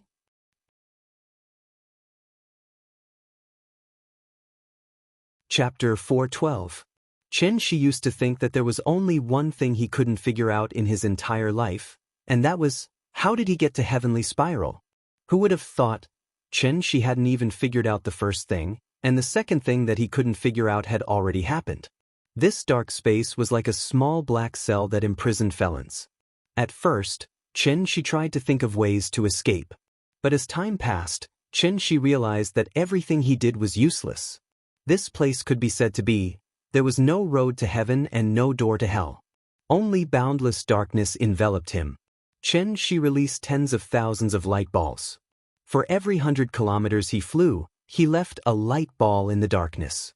He tried to use the light ball as a reference point to find the boundary of the dark space. But as time passed, Xianxia suddenly turned around and realized that even though the light balls he left behind had become a vast galaxy, he still couldn't fly to the boundary of the dark space. Perhaps this was the true meaning of boundless? After several fruitless attempts, Xianxia's true essence had already been consumed by about 70 to 80%. There was no heaven and earth spirit qi here. If this continued, Xianxia would be like a lamp that ran out of oil before they could find the exit. Xianxia had no choice but to give up struggling. Then he silently sat cross-legged in the darkness. In order to conserve his inner core, Xianxia didn't even light up the light balls again. The remaining inner core flowed slowly in his body, and Xianxia's brain worked quickly. He started to pay attention to the passage of time: 1 second, 1 minute, 1 moment, 1 hour, 1 day, 1 week, 1 month, 1 year. Xianxia's mind was firm. The endless darkness didn't cause him to lose his mind. But as time passed, Xianxia's heart gradually became heavy. He closed his eyes, then opened them. 3 months had passed. This dark space was clearly endless, but Xianxia felt especially oppressed. It was as if he would be swallowed by the darkness at any time. He couldn't accept it. He couldn't accept it. He couldn't accept it. Once Tiandu built his soul bridge, Ying's divine soul would vanish into thin air. By then, even if the Daluo Golden Immortal descended, he would be powerless. Xianxia couldn't accept being trapped here, because he still had a lot of things to do. In a moment of desperation, Xianxia flew up and down in the darkness like a headless fly, roaring loudly. He tried his best to make as much noise as possible. However, this dark space didn't even give him a trace of a reply. Very soon, a year passed. The long period of darkness and the mental pressure brought about by the rush to save Ying's to begin with, Xianxia's to begin to collapse. He grabbed his own hair with a pained expression and could only let out a series of howls that were close to wailing. "Let me out! Let me out! Let me out! I beg you!" His voice was loud and impassioned at first, but it gradually became low and hoarse. In the end, it completely turned into a feeble and pitiful pleading. In the blink of an eye, 10 years passed. Xianxia was in complete despair. He was like a puppet that had lost its soul. He floated numbly in the darkness, as silent as a corpse. If someone were to approach his body, they would hear his mouth squirming. He could still speak, but he just kept repeating this sentence. "It's too late, too late, too late, too late." 10 years had passed. Ying's soul should have long dissipated. Even if he were to be let out now, it was too late. It was hopeless. It was already hopeless. Xianxia clearly remembered every detail when he was with Ying. It was also because of this that the sweetness of the past had now become a sharp knife that ruthlessly slashed at his heart again and again. Self-blame, pain, regret, sadness, anxiety, worry, irritation, frustration, anger, all the negative emotions of human beings were gathered in Xianxia's heart at this moment. If it was possible, he would rather die than stay in this boundless darkness. Fortunately, Xianxia still had a glimmer of hope in his heart. Last year, today, in this door, human faces and peach blossoms were rosy. I don't know where the human faces are, but the peach blossoms are still smiling in the spring breeze. He had already parted with Ying once. He had stayed in Heavenly Spiral for 500 years, but only 5 years had passed on Earth. Who knew how many years a year in this godforsaken place was equivalent to on Earth? Thinking of this, Xianxia couldn't help but erupt with an extremely strong will to live. Before determining the time difference between the two worlds, how could he give up on himself? Before the moment the truth was revealed, how could he be hit by his own negative emotions first? Xianxia sat cross-legged again. He didn't want to think about those things anymore. Instead, he began to repeatedly ponder the mystery of this dark space. Since this dark space could trap an immortal cultivator at the peak of the soul formation realm, it meant that this space was definitely extraordinary. Xianxia directly ruled out the possibility that Tiandu was behind this. It wasn't that he looked down on Tiandu, but that Tiandu really didn't have that ability. Even if the Grand Pure One was alive, it was absolutely impossible for him to play with him in the palm of his hand like this. As such, after pondering over it again and again, Xianxia suddenly had a guess in his heart. Could it be that there was an accident when he opened the heavenly gate with his sword, and that was why he barged into this endless dark space? Came uninvited? Waiting for him? Or catching a turtle in a jar? He hadn't comprehended the true meaning of the word void, so he didn't understand what was needed to cross the two worlds. A huge amount of vital essence. Obviously, it was more than that. Xianxia began to think about this problem seriously. Even if he was deep in darkness, he had to maintain a clear mind. Xianxia kept thinking. But time never stopped waiting for him. In the blink of an eye. 100 years had passed. Let's talk about Nian first. Ever since Xianxia left, the little girl had been thinking about him all the time. On one hand, it was because Grandpa's cooking was not as good as Daddy's. On the other hand, it was because Mommy had been lying in bed motionless. Without the company of Daddy and Mommy, the little girl was indeed very uncomfortable and was not used to it. Therefore, she had to video call Xianxia at least 10 times a day. Fortunately, before Xianxia left, he had already made all the preparations. She didn't know what agreement he had reached with Wu Lian. In short, after Xianxia left, Wu Lian set up a team to deal with the little girl's video bombardment that could come at any time. Therefore, with the support of national technology, Xianxia's appearance could always appear vividly in front of the little girl. This also greatly eased the little girl's longing. Detective Conan could lie to Xiaolan until the end with just a phone call, let alone Xianxia who used a video call. Under the constant comfort of Xianxia, the little girl also welcomed a new year. This year's Spring Festival was much earlier than last year. February 4th. New Year's Eve. Early in the morning, Wang Chuanju and Qin Yongwang brought a large group of people to the Qin family's courtyard. In order to make the little girl happy, the big brothers and sisters from the various departments of the Martial Arts Alliance used all their strength. They practically treated her like a little princess. They held her in their hands, afraid that she would fall, and in their mouths, afraid that she would break.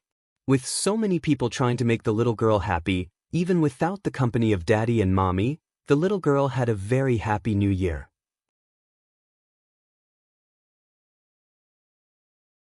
Chapter 4:13. Children don't remember things.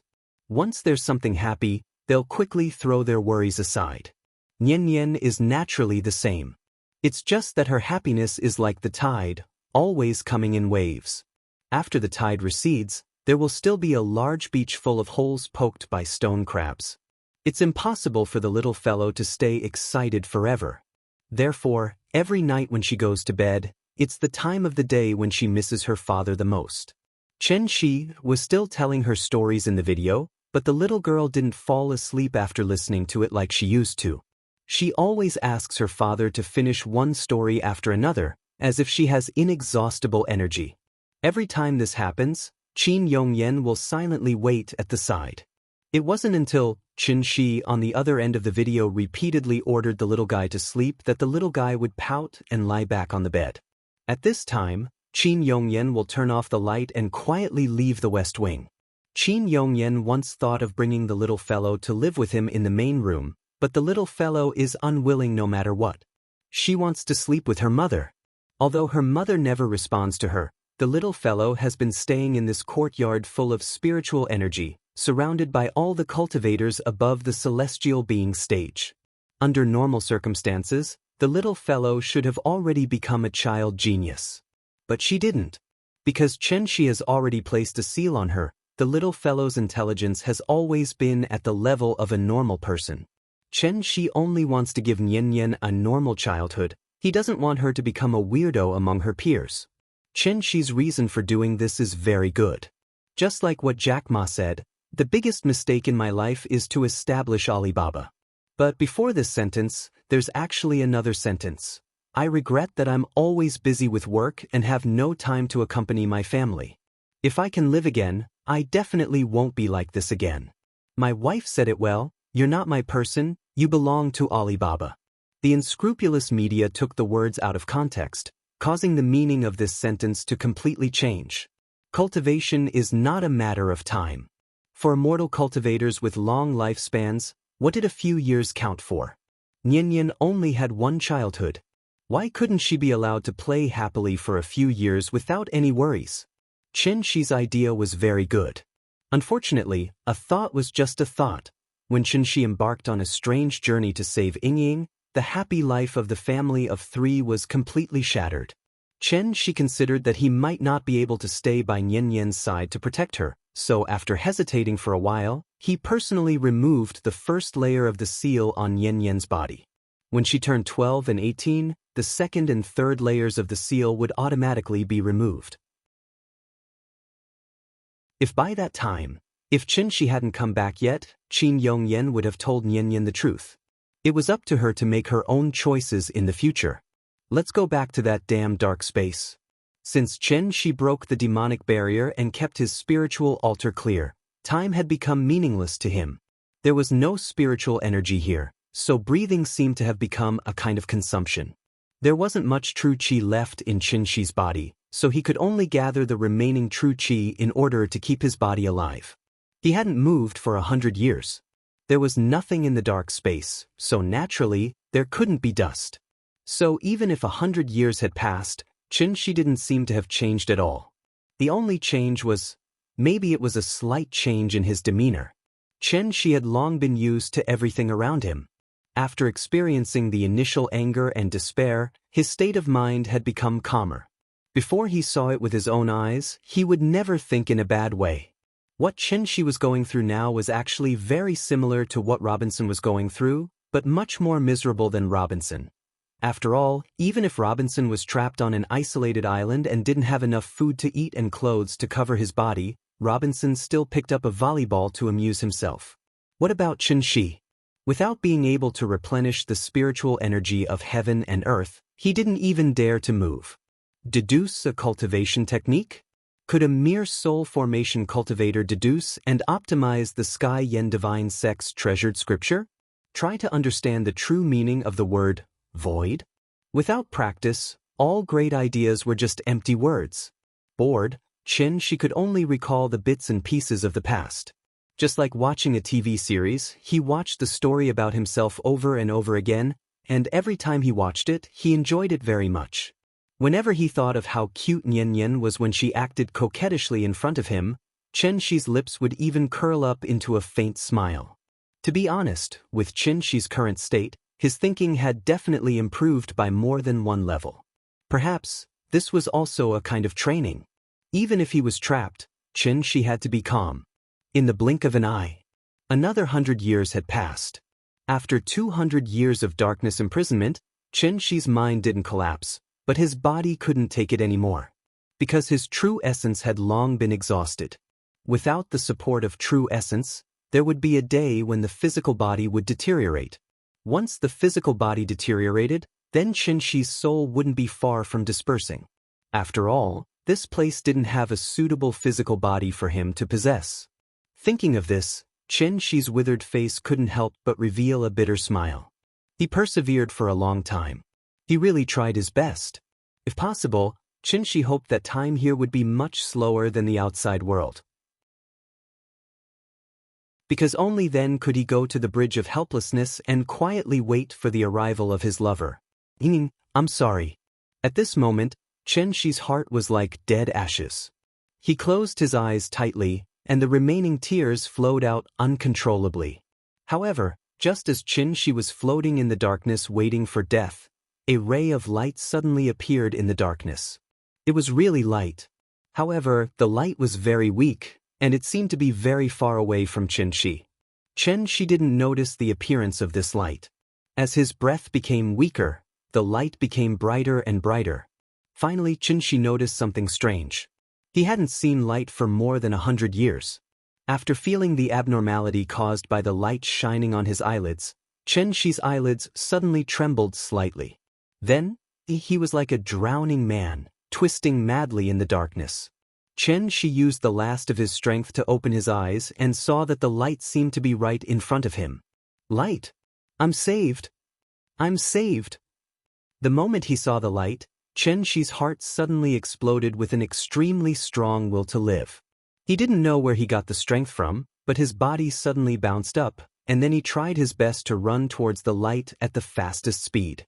As the light got closer and closer, Xianxia's pupils couldn't help but become bigger and bigger. He was a little excited and a little scared. He was afraid that everything in front of him was an illusion before he died. Thinking of this, Xianxia suddenly closed his eyes, and then plunged into the light. By the time Xianxia's body was submerged in the light was like a firework, instantly disappearing from the dark space. But at this moment, in this dark space that imprisoned Xianxia for 200 years, a woman's voice suddenly sounded. "He can't die here." The woman seemed to be talking to someone. If Xianxia was still here, he would definitely feel that this woman's voice was very familiar, as if he had heard it somewhere before. Sure enough, as soon as the woman's voice fell, a man's voice immediately followed. "This is the reason for your interference? Do you know what the consequences are?" "I know. It's good that you know." The conversation came to an abrupt end.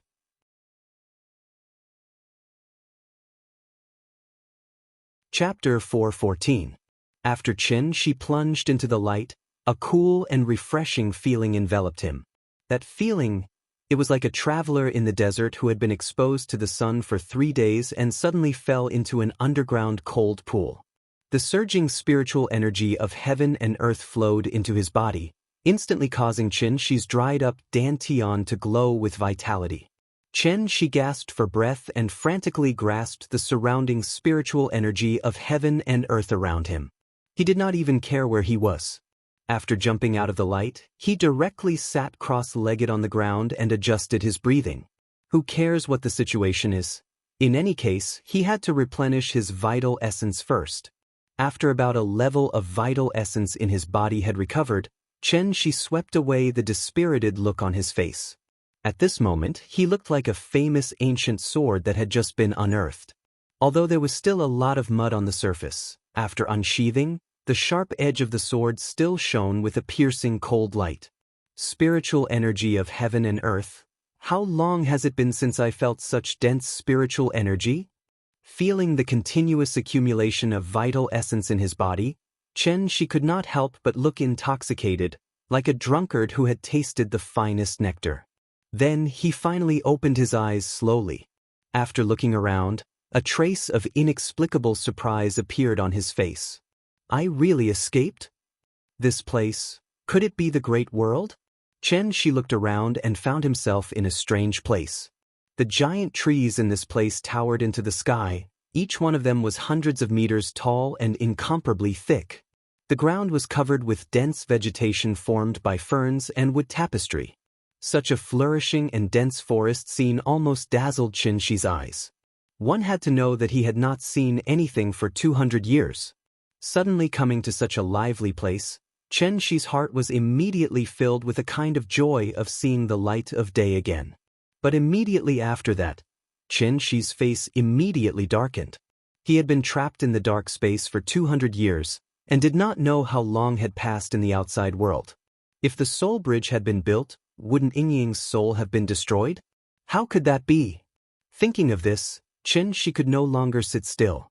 He didn't even bother to replenish his true essence and directly flew into the air above the dense forest, preparing to capture someone to ask about the situation. If Yingying was fine, that would be fine. If anything happened to Yingying, he would have to fight to the death with Tiandu for the rest of his life. As Xianxia prepared for the worst, he quickly flew into the air. However, when he flew out of the forest and into the sky, Xianxia suddenly discovered something. The great world before his eyes was completely different from what he had imagined. In Xianxia's imagination, the great world should be a planet like Earth. But what appeared in front of him now, they were countless floating islands in the void. Just like in the movie Avatar, these floating islands were either big or small. The vegetation on the islands was lush, and they all had a complete ecosystem. In fact, calling it a floating island didn't seem right. To be exact, it should be called a mountain. One mountain range after another floated in the void. After all, the great world was just a small plane in a crack in the void. It couldn't be measured by the common sense of the universe.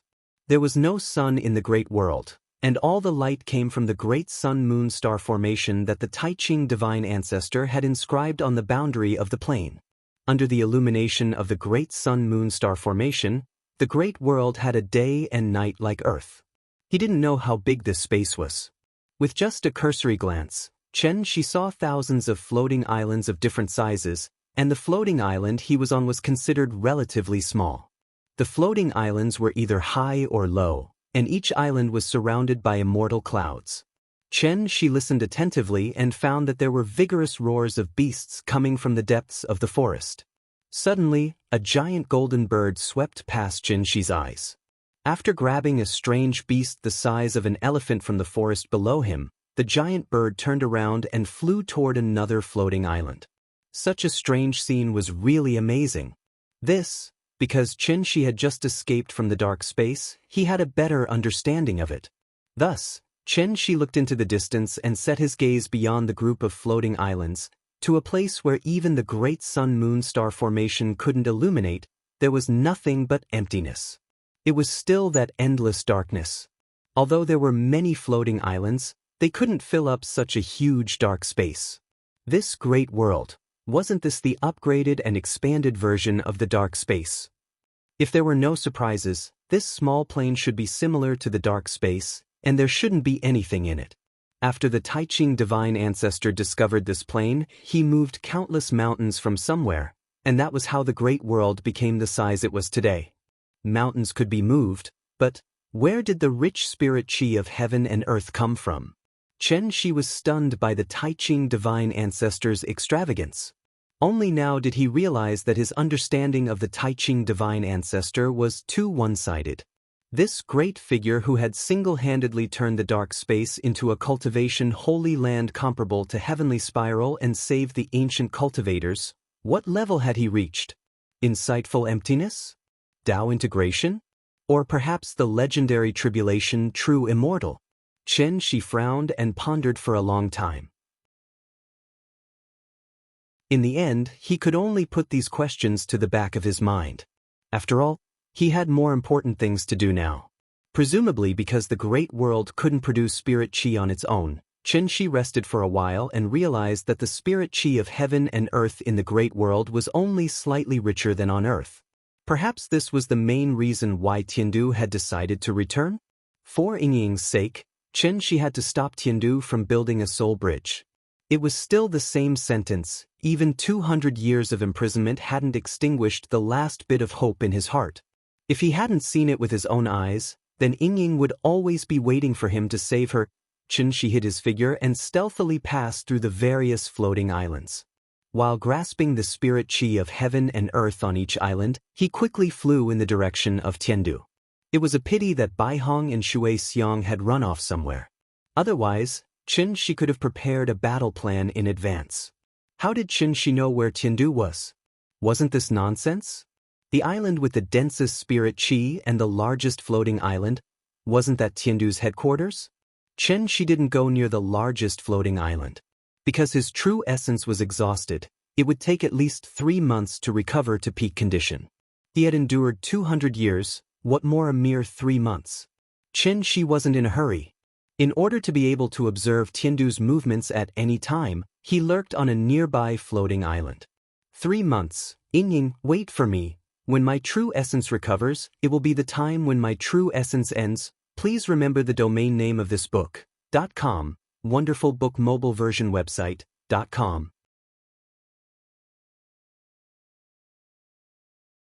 Chapter 415. 3 months passed by in a flash. In order not to be detected, Xianxia plundered large amounts of heaven and earth spirit qi from hundreds of floating islands during this period of time. After all, he was a soul formation cultivator. Now that he was determined to cultivate in seclusion, how could outsiders easily detect him? The only thing that could attract the attention of Tiandu was probably the rate at which the spirit qi on these floating islands was dissipating. Xianxia's heart was always on the soul mirror, so when he was not cultivating, he could not help but take time out to walk around a few times. As a result, he gradually gained a basic understanding of the great world. There were a total of 120,000 floating islands in the great world. If all the floating islands were piled together, the surface area was even larger than the moon, almost the size of Asia. The floating islands were not eternal. Once the heaven and earth spirit qi on the island was exhausted, the floating island would completely lose its vitality and float to the periphery of the floating islands. Xianxia had not figured out the source of the heaven and earth spirit qi for the time being. However, he was sure that the floating islands here were like batteries. After they were used up, they would not immediately become useless. Instead, they would float to the periphery and wait for the heaven and earth spirit chi to slowly recover. As for what kind of method did the floating islands use to recover their spirit chi? Obviously, Xianxia still needed to observe for a while more. Every island had its own ecosystem. Apart from heaven and earth treasures and rare beasts, of course, there were also many descendants of ancient cultivators living here. Xianxia went to a few nearby floating islands, but found that these people were like the Jiang clan, who were holed up in Daiyu Island. They had a clear concept of community, and it could be said that each island did not interfere with the other's business. You're on your island, I'm on mine. Everyone abided by their duties, and it seemed that they would never interact with each other. On this day, after Xianxia cultivated for 36 cycles as usual, he let out a deep breath of turbid qi. Although the great world had begun to decline, the density of heaven and earth spirit qi was still comparable to when the tides were surging in the lower realm. Therefore, his true yuan recovered very quickly. Now that he had mostly recovered, he estimated that he would be able to return to his peak state in a few days. And as his condition improved, the strange phenomena caused by Xianxia's cultivation also became more and more powerful. Therefore, although the mountain peak he was on was covered by a concealing array, as long as someone stepped into the array, they would be able to see the spiritual energy of heaven and earth swarming towards them like clouds and mist. From afar, it was as if Xianxia was sitting at the bottom of a huge funnel, and Bicker was constantly pouring spiritual energy into his body. While Xianxia was busy sorting out the true essence in his body, a figure suddenly flew out from the floating island where Tiandu was and arrived above Xianxia's floating island in the blink of an eye. Xianxia only took a cursory glance and discovered that this person's true essence was thick and his aura was incomparably powerful. He was at least in existence on the same level as Bai Hong. Divine General? In fact, in the 3 months that Xianxia had been here, she had discovered a strange thing.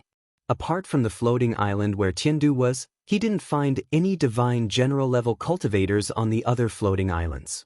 This was obviously somewhat illogical. As the saying goes, only by knowing yourself and your enemy can you win 100 battles. Although Xianxia's overall plan was disrupted by the sudden appearance of the dark space, he still learned the general structure of Tiandu from Bai Hong in advance. First of all, the celestial lords of 10 directions, led by Yuhuan Tianzuan and the others, were the core of the entire Tiandu. These 10 people were also the strongest in the big world. Xianxia hadn't fought with a celestial lord yet, but from Bai Hong's description, Xianxia could basically conclude that a celestial lord should be equivalent to a cultivator at the divinity transformation stage. As for whether a celestial lord or a divinity transformation cultivator was stronger or weaker, this question was obviously only known to Xianxia after he personally fought with one. In addition to the celestial lords of 10 directions, Tiandu also had the divine generals of 5 directions, who were respectively in charge of the east, south, west, north, and center. There were a total of 36 people. 10 celestial lords and 36 divine generals of 5 directions. In addition, there were 72 Rakshasa lords whose strength was second only to the divine generals, as well as countless celestial lords. It wasn't that Xianxia wanted to boost the morale of others and belittle his own prestige, but with Tiandu's strength and foundation, even in the Tiandu domain, it was enough to dominate a region. In the past 3 months, Xianxia hadn't seen any divine generals or celestial lords, so he gradually became a little uneasy. Could it be Tiandu had already built a soul bridge and went to the lower realm? Every time he thought of this, Xianxia couldn't help but worry in his heart, and was very eager to go to Tiandu to see the situation. But considering that his cultivation had not yet recovered, and that he would definitely not end well if he stood out, Xianxia could only forcibly suppress this terrible thought. 200 years had passed, and there was no point in being anxious. Therefore, Xianxia had even prepared for the worst. If Yingying was fine, then it would be fine, but if something happened to Yingying, even if he risked his old life, he was bound to bite off a large piece of Tiandu's flesh. Since he couldn't be with her for the rest of his life, then he must avenge her for the rest of his life, until he died. Xianxi's mind was full of twists and turns.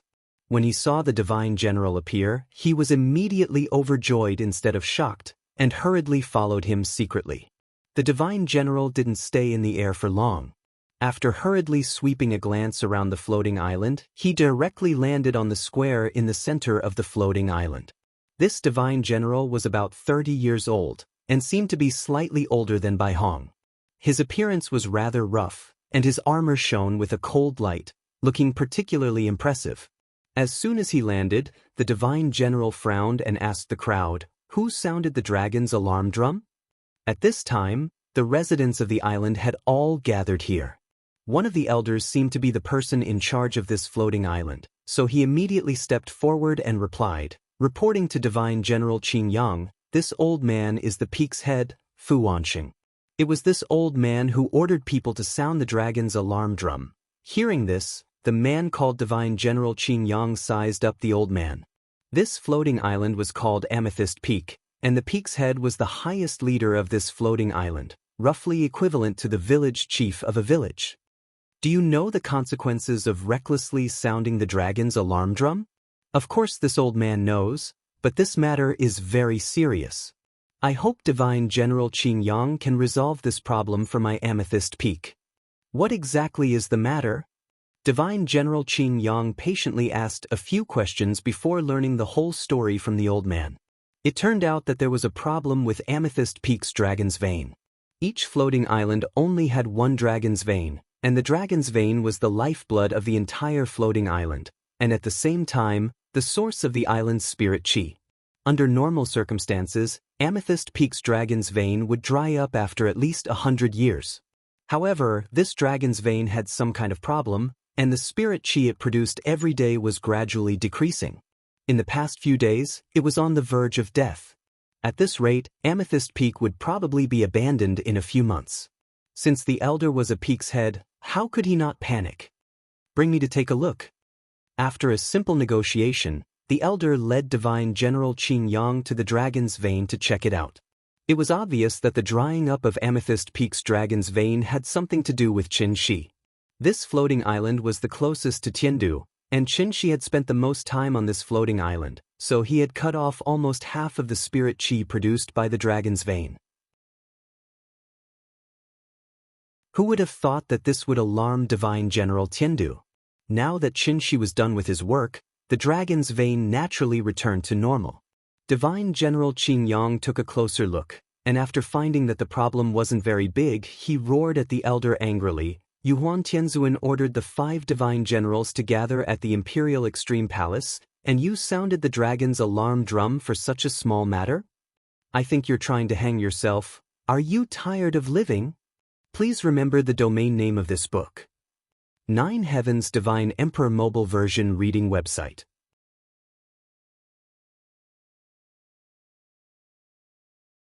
Chapter 416. One must know that the dragon's scare drum was similar to a beacon tower.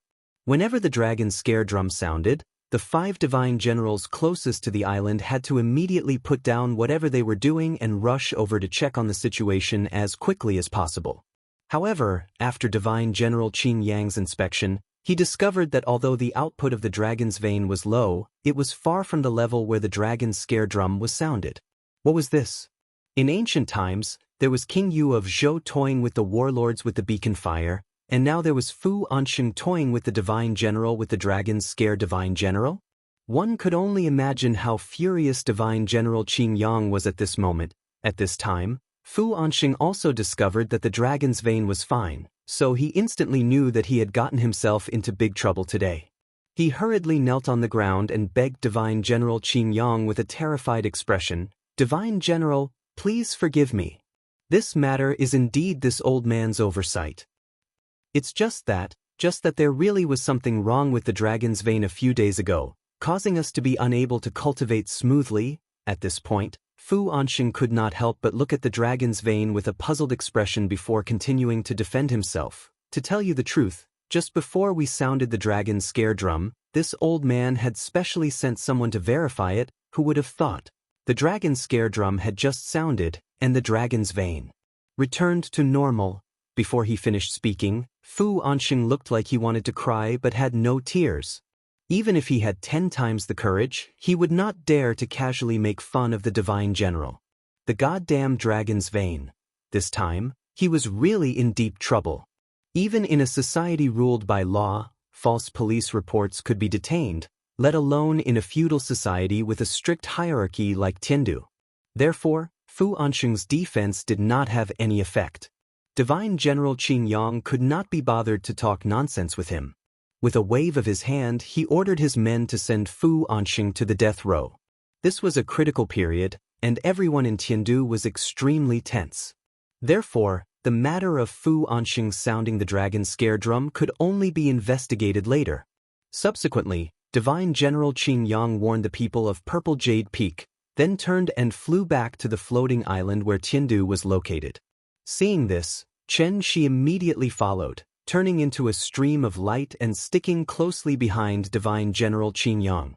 Divine General Qin Yang was only at the Yuaning stage, so he naturally didn't notice that there was a tail behind him. Therefore, Chen Shi, led by Divine General Qin Yang, passed through the formation and smoothly arrived at the core of the macro world. Tiandu, Dragon Head Peak. There was a very powerful array around the Dragon Head Peak, which was also one of the reasons why Chen Shi did not dare to get too close to it. With Divine General Qin Yang paving the way, Chen Shi was naturally able to barge in very easily. And the reason why Chen Shi's infiltration was so smooth was not because the defensive power of Tiandu was so weak, but mainly because, ever since the Grand Pure Saint Ancestor established the heavenly capital, the Dragon Head Peak had been a forbidden area in the entire Great World. Who would dare to sneak in without permission? This was a path of no return. However, Chen Shi did not consider whether it was dangerous at all. Instead, he resolutely barged in. As soon as he entered the array, Chen Shi discovered that the spirit qi on the Dragon Head Peak was exceptionally rich, several times richer than the outside world. It was comparable to the heart-cleansing spirit spring in the forbidden area of the back mountain of the Sky Yen Divine Sect. This place. In addition to the rich spirit qi, Chen Shi also discovered that the interior of the array was filled with an extremely unusual energy fluctuation. Chen Shi had never seen such a fluctuation before, so he frowned and sensed for a while before a guess gradually formed in his mind. This strange energy fluctuation. Could it be from the soul mirror? At this thought, Chen Shi did not care if he had recovered to his peak state and immediately followed Divine General Qin Yang to the core area of the Dragon Head Peak. The core area of the Dragon Head Peak was naturally the core area of the entire macro world. The Lingxiao Imperial Palace. Chen Shi silently followed behind Divine General Qin Yang. But before he could see the palace, Divine General Qin Yang had already landed on the ground and walked along a small path to the peak. Instead of flying, he insisted on walking. Divine General Qin Yang's strange behavior was completely due to the rules of Heaven Capital since ancient times. The Dragon Head Peak was the head of the 120,000 floating islands, and the Imperial Palace was located at the peak of the Dragon Head Peak. Therefore, apart from the 10 heavenly venerables, no one could be above the Imperial Palace. Not even a divine general. Chen Shi obediently followed behind Divine General Qin Yang and walked all the way to the peak of the mountain. As soon as he reached the peak of the mountain, his vision suddenly opened up. Following which, Chen Shi discovered that the peak of the Dragon Head Peak was extremely flat, as if someone had used a sword to flatten it. At the same time, a huge palace that spanned across the peak of the mountain entered Chen Shi's eyes. This is the Imperial Palace? The Imperial Palace spanned across the peak of the Dragon Head Peak, and the first impression it gave was that it was majestic and magnificent. However, Chen Shi didn't even have time to carefully observe the Imperial Extreme Hall in front of him. His attention was completely attracted by the plaza at the entrance of the hall. This was a huge plaza that was comparable in size to the Zhonghai Gymnasium. There seemed to be some kind of activity going on in the plaza, and there were actually many people sitting cross-legged there. At a rough count, there were at least a few thousand people. However, although there were many people in the plaza, it wasn't enough to make Chen Shi stop and look. What he really cared about was Actually, it was that copper mirror that was floating in the middle of the plaza and constantly emitting divine light. In an instant. 10,000 years in a glance. The moment Xianxia saw this Dharma treasure, the name of this Dharma treasure suddenly jumped out from the bottom of his heart. Sky-bearing technique floating dawn mirror. Xianxia silently sized up the soul mirror in front of him. The soul mirror was constantly shining with divine light, and an unknown energy wave was constantly circulating around it.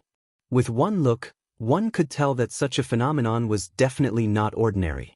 However, in front of a supreme treasure, Xianxia couldn't help but feel a sense of disgust, and he couldn't help but want to smash it into pieces. It was this stupid mirror. It was the one that caused his family to be separated, and he almost lost his family. Thinking of this, Xianxia couldn't help but have a murderous look in his eyes, and he couldn't help but want to take it away on the spot. However, just as Xianxia was about to do something evil, an old man sitting cross-legged in the middle of the hall seemed to have noticed something, and then he suddenly opened his eyes and shouted sternly outside the hall, "Who is it? How dare you come to my Dragonhead Peak and behave so atrociously?" Before he finished speaking, the old man raised his hand and waved his sleeve. A golden light flew out and directly shot towards Xianxia at the other end of the plaza. This move came too suddenly. Xianxia didn't even have time to react, and the golden light had already arrived in front of him. Seeing this, Xianxia's heart couldn't help but skip a beat. Feeling the powerful true essence contained in it, Xianxia hurriedly withdrew the aura concealment secret technique, and then like the old man, he waved his sleeve and released a burst of true essence. Then, a white light suddenly shot out from Xianxia's palm and collided with the golden light. Please remember the domain name of this book. 9 Heavens Divine Emperor Mobile Version Reading Website.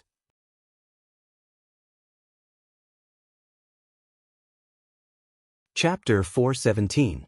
The Imperial Hall was the core area of Tiandu, so the celestial venerables of the 10 directions naturally had the most complete control over this place. Although Xianxia had the aura concealment secret technique to protect his body, the moment he saw the sky-bearing technique, he couldn't help but feel a ripple in his heart. That was why a celestial venerable sitting cross-legged in the main hall sensed something strange. And this celestial venerable who keenly sensed that someone had trespassed on Dragonhead Peak was someone Xianxia had long heard of, Yuan Tianzuan. Although they had never met before, Yuan Tianzuan's reputation had long been branded in Xianxia's heart.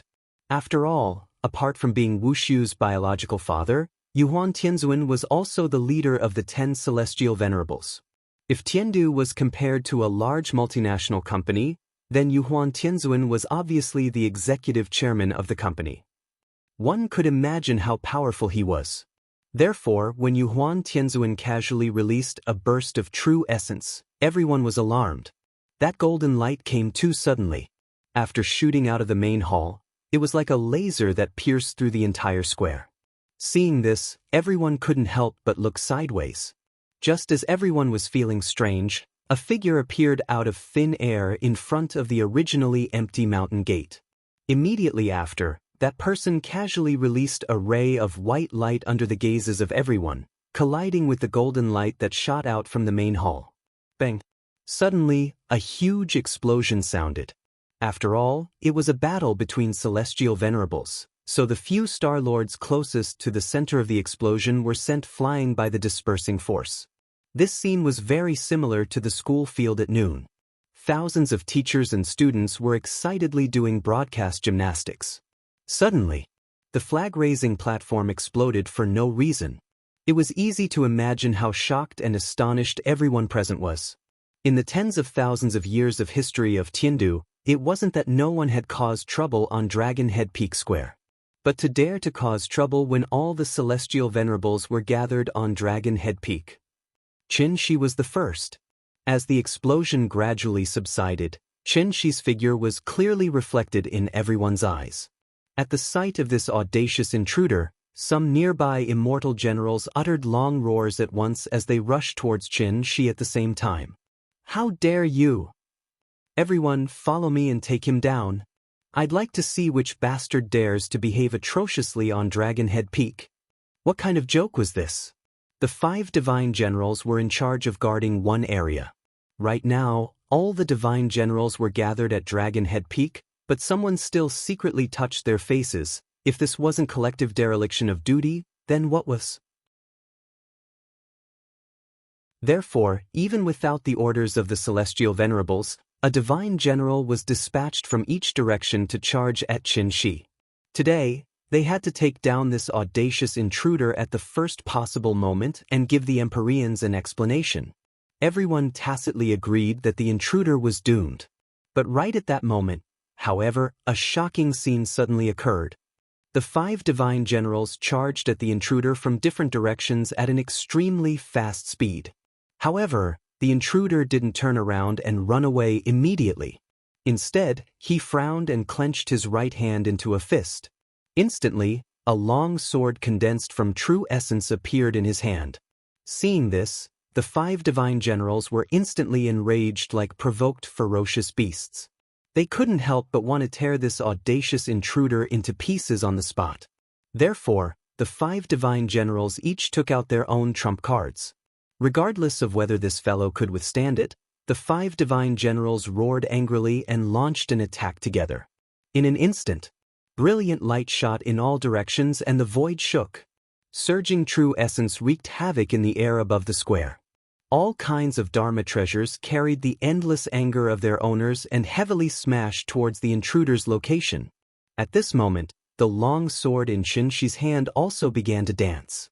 The Dharma idol's long sword shone with a green light and shone brightly in his hand.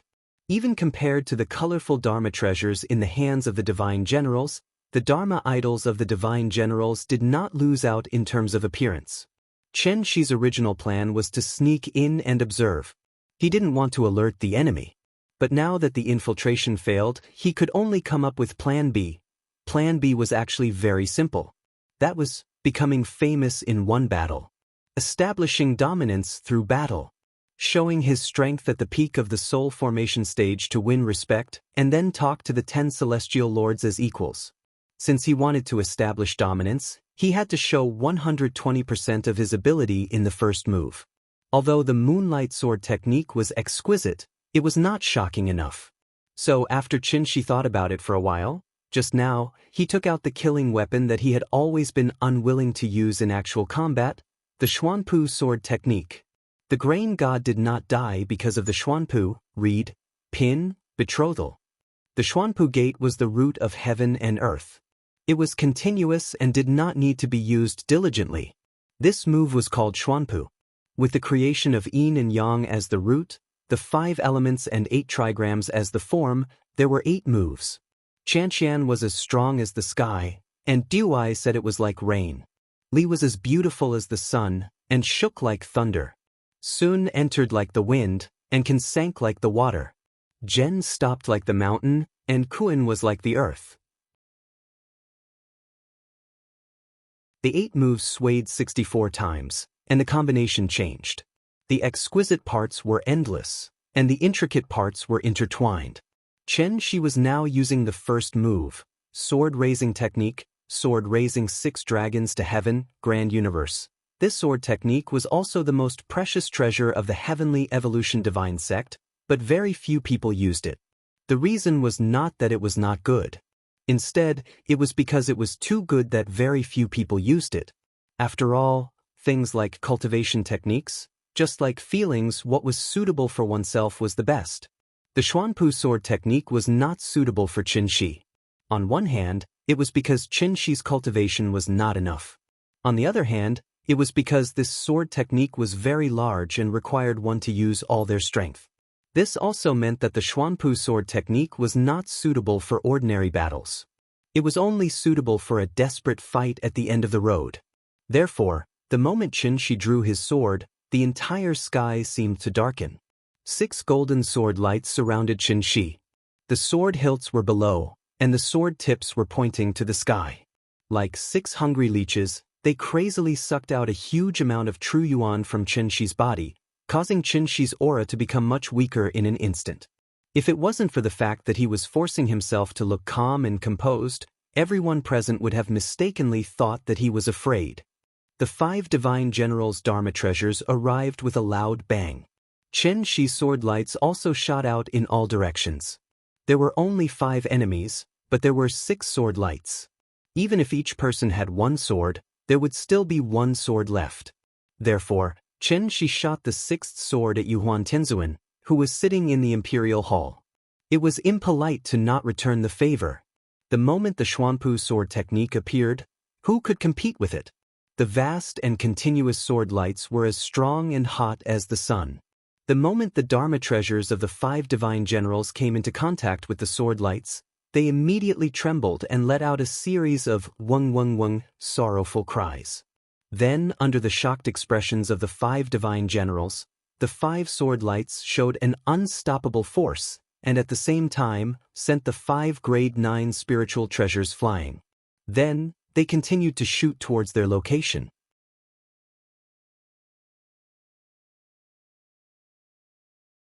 Chapter 418. Raising Sword Style. Sword raises 6 dragons to conquer the heavens, Great Qian Yuan. Since this place was called Dragon Head Peak, Xianxia was going to trample the dragon head under his feet today. Sword Qi spread for 30,000 miles. Purple Qi and green robe flowing east. On Dragon Head Peak. Ultimate Emperor Palace. Everyone, please follow me, riding a horse with a sword, singing to the ends of the earth. After the sword radiance shot out, the 5 divine generals cried out in pain in unison.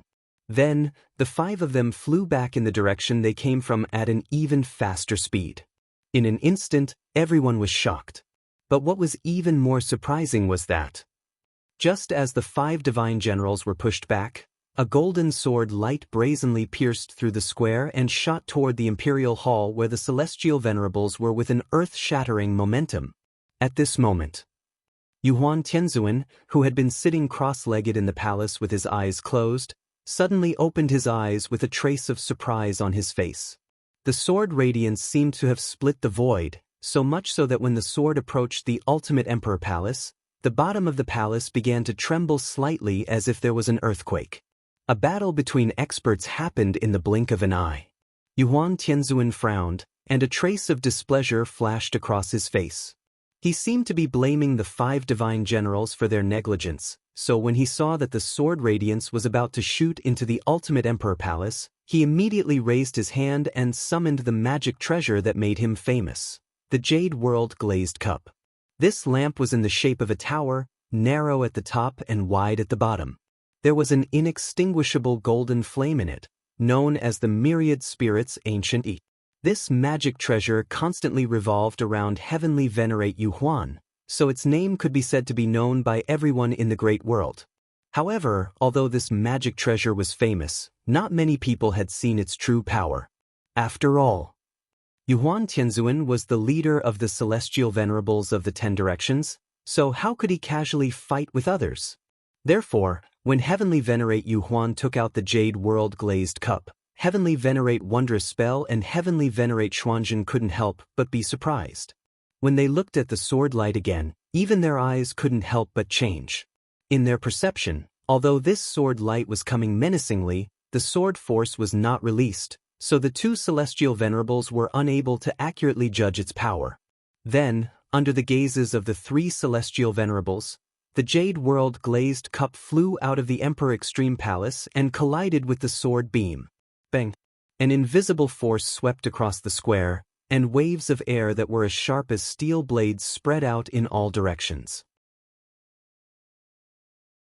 The energy hit the restrictions of the Imperial Extreme Palace and instantly shot out 10,000 rays of divine light. At that moment, the dragon head sang loudly, and multicolored light filled the sky. The 5 divine generals retreated one after another. The Rakshasa Star Sovereign was at a loss. This scene was very much like a forest where gunshots rang out. Frightened birds fluttered about and flew away. The originally orderly square had become noisy because of this. It was as noisy as a market. How dare you! Yuhuan Tianzuan was furious. After a stern shout, he leaped out of the Imperial Extreme Palace. The berserk true essence that had been triggered by the exchange of blows between the 2 of them had also completely disappeared. It was as if nothing had happened. Everyone kept quiet out of fear and returned to their original positions, not daring to make any more noise. There is no such person as you in the world. Who exactly are you? Yuan Tianzuan hovered above the square, lowered his head and sized up Xianxia before asking in a deep voice. Hearing this, the corners of Xianxia's mouth curled up slightly. Then he mimicked Yuan Tianzuan and slowly flew up from the ground. Only when he was at the same height as Yuan Tianzuan did Xianxia reply with a calm expression. This humble one is Xianxia, from the lower realms. As soon as these words came out, everyone, including Yuan Tianzuan, was shocked. Tiandu was extremely particular about rules. As long as a celestial master was present, no one was allowed to make the slightest noise. It was precisely because of this that no matter how shocked the divine generals were, they were like wooden men standing in the square in a daze, silent and looking straight ahead. Lower realms? How is that possible? Yuan Tianzuan muttered to himself. Then he suddenly opened his right hand and called the jade Huan glazed cup over again. In the probing exchange just now, Yuan Tianzuan was actually at a disadvantage. Of course, it could also be said that Yuan Tianzuan did not use his true strength, so Xianxia was lucky enough to take advantage of it. But one had to know that this advantage was not something that anyone could take advantage of. So, this stranger who claimed to be from the lower realms was actually at the celestial master level? How was that possible? The first thought that flashed through Yuan Tianzuan's mind was that it was impossible. But then, Yuan Tianzuan seemed to have suddenly thought of something, and his expression suddenly turned cold. He stared at Xianxia and asked in a deep voice, "You're from the lower realms? Could it be you're the one who destroyed the 5-directional sacred palace?" After hearing this, Xianxia's face suddenly stiffened, and he replied somewhat embarrassedly, "It's a misunderstanding, it's all a misunderstanding." At this time, Heavenly Venerable Wondrous Spell and Heavenly Venerable Xuanzhen also flew out of the Imperial Extreme Palace. Heavenly Venerable Wondrous Spell heard the conversation between the two, so before Yuan Tianzuan could continue asking, he could not help but ask, "In that case, Changli died at your hands?" Changli was a divine general, after all.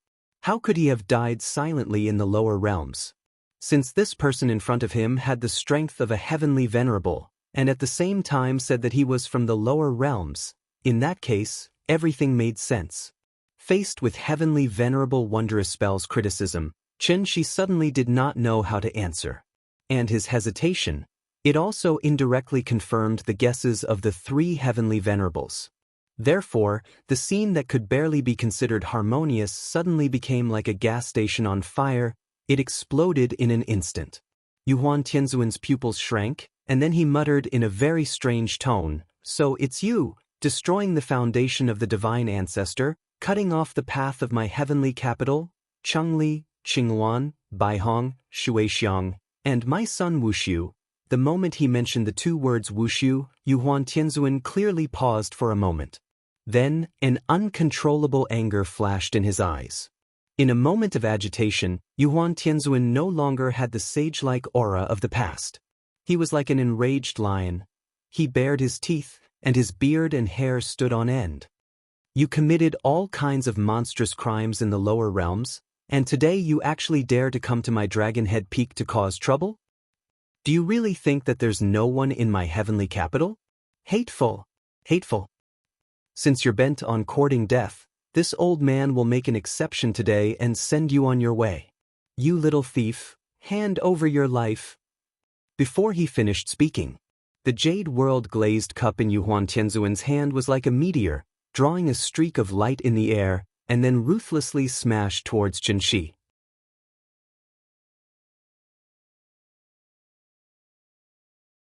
Chapter 419. If emotions could be expressed in reality, then Xianxia would definitely send countless black question marks to Yuan Tianzuan. What was going on? Why was the development of things completely different from what he had imagined? Xianxia originally thought that as long as he displayed the strength of a heavenly venerable, Tiandu would give him a high standard of reception. Who would have thought, after he displayed his strength, before he could even say a few words, Yuan Tianzuan directly flipped the table and turned hostile. In a rage, Yuhuan Tianzuan directly smashed the jade Huan glazed cup heavily at Xianxia. And at this time, this treasure that was famous in Tiandu, just now, it fully displayed its true power to the world. Glazed hellfire, a sky lantern. Burning to the 8 wastelands, 10,000 spirits ancient. The moment the jade Huan glazed cup flew out, this magic treasure was like a Kongming lantern that had been ignited, floating toward Xianxia with raging flames. As the glazed cup got closer and closer to Xianxia's position, the fire was so big that it could be said to be burning the prairie and the sky. Because Dragon Head Peak was protected by the array, the fire did not rush out of the array, but raged and burned crazily inside the array. As a result, many Star Lords with lower cultivation were scared out of their wits on the spot, and could only shrink in the corner of the square and tremble. But what made people feel strange was, the raging flames filled the sky and swept through the square at the same time. The raging flames attached to everyone, but they could not feel the slightest bit of heat from it, as if the monstrous flames were just an illusion. Seeing this, everyone immediately felt a lot more at ease, so they all turned to look at the unlucky intruder. Where did this guy come from? He could actually make Yuhuan Tianzuan disregard his status and angrily teach him a lesson. Unlike the previous probing exchange, Yuhuan Tianzuan attacked with all his strength this time. So the moment Xianxia saw the glazed cup smashing toward him, his brows immediately furrowed tightly. To be honest, Xianxia didn't expect Yuhuan Tianzuan to be so aggressive. Although he had indeed caused a lot of trouble for Heaven Capital when he was on Earth, it was all out of self-defense, so Xianxia had always felt that. As long as he could have a good talk with Tiandu, there would still be room for mediation. However, Xianxia's idea was good. However, the other party didn't listen to him and came at him aggressively. They didn't even give him a chance to explain. What happened? You've become a victim? The life and death of the love of my life is uncertain. My beloved daughter is still young and has no one to rely on. I went through a lot of hardships to return to Earth, but I didn't expect that after a few days of happiness, I would end up being separated from my family. How could Xianxia accept this? All of this was because of these damned ancient cultivators. Thinking of this, even though Xianxia had experienced 200 years of mental toughening in the dark space, at this moment, a monstrous hatred rose in his heart. So, the moment he saw the jade glazed cup flying over, Xianxia immediately waved the godly sword Dharma power in his hand and pointed the sword at Yuhuan Tianzuan. At the same time, he shouted sternly, I didn't want to be enemies with Heaven Capital, but you just had to be so aggressive. Heaven Capital, Heavenly Master, using your name to shout so loudly, am I really afraid of you? At the same time, the godly sword Dharma power in Xianxia's hand also danced. The long sword swept across the sky, stirring up a breeze like a ribbon. Strand after strand, winding around Xianxia's body. The breeze blew the ends of his hair and also ruffled his clothes. There was no earth-shattering scene, but Xianxia's momentum suddenly rose along with the breeze. At the moment when the jade glazed cup was about to hit him, Xianxia waved the long sword in his hand. If the sky was divided into 2 halves, then one side would be a raging flame and the other side would be a formless breeze. Mysterious sword formula, changing sword style, windy sky. A gentleman should be virtuous. When the flame met the breeze, the sun was just right, and the breeze was not dry. If the great Qian Yuan was a strong heavy sword, then windy sky was a soft and long soft sword. The jade glazed cup was like a fireball, fiercely smashing toward Xianxia. However, just as the fireball was about to hit Xianxia, an invisible net of sword qi blocked it. Just like the moment when a football was shot into the goal frame, the fireball rolled in the net of sword qi for a while before finally helplessly turning into a wisp of black smoke and completely dissipating in the air.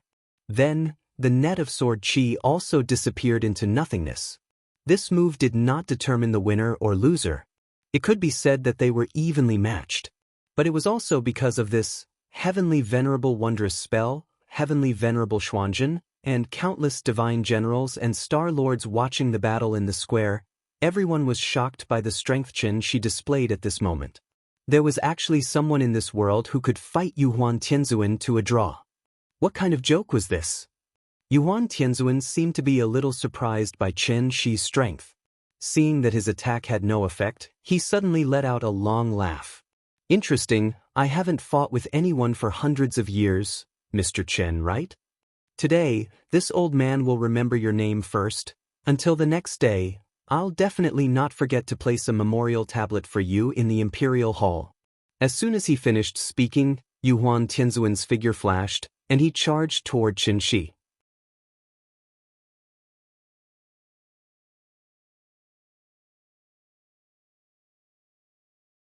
Chapter 420. Titles like Yuan Tianzuan and Divine Lord of Dawn were just nicknames. Since the strength of the 5 divine generals was equivalent to the Yuanying stage, then the 10 heavenly lords were equivalent to the soul formation stage.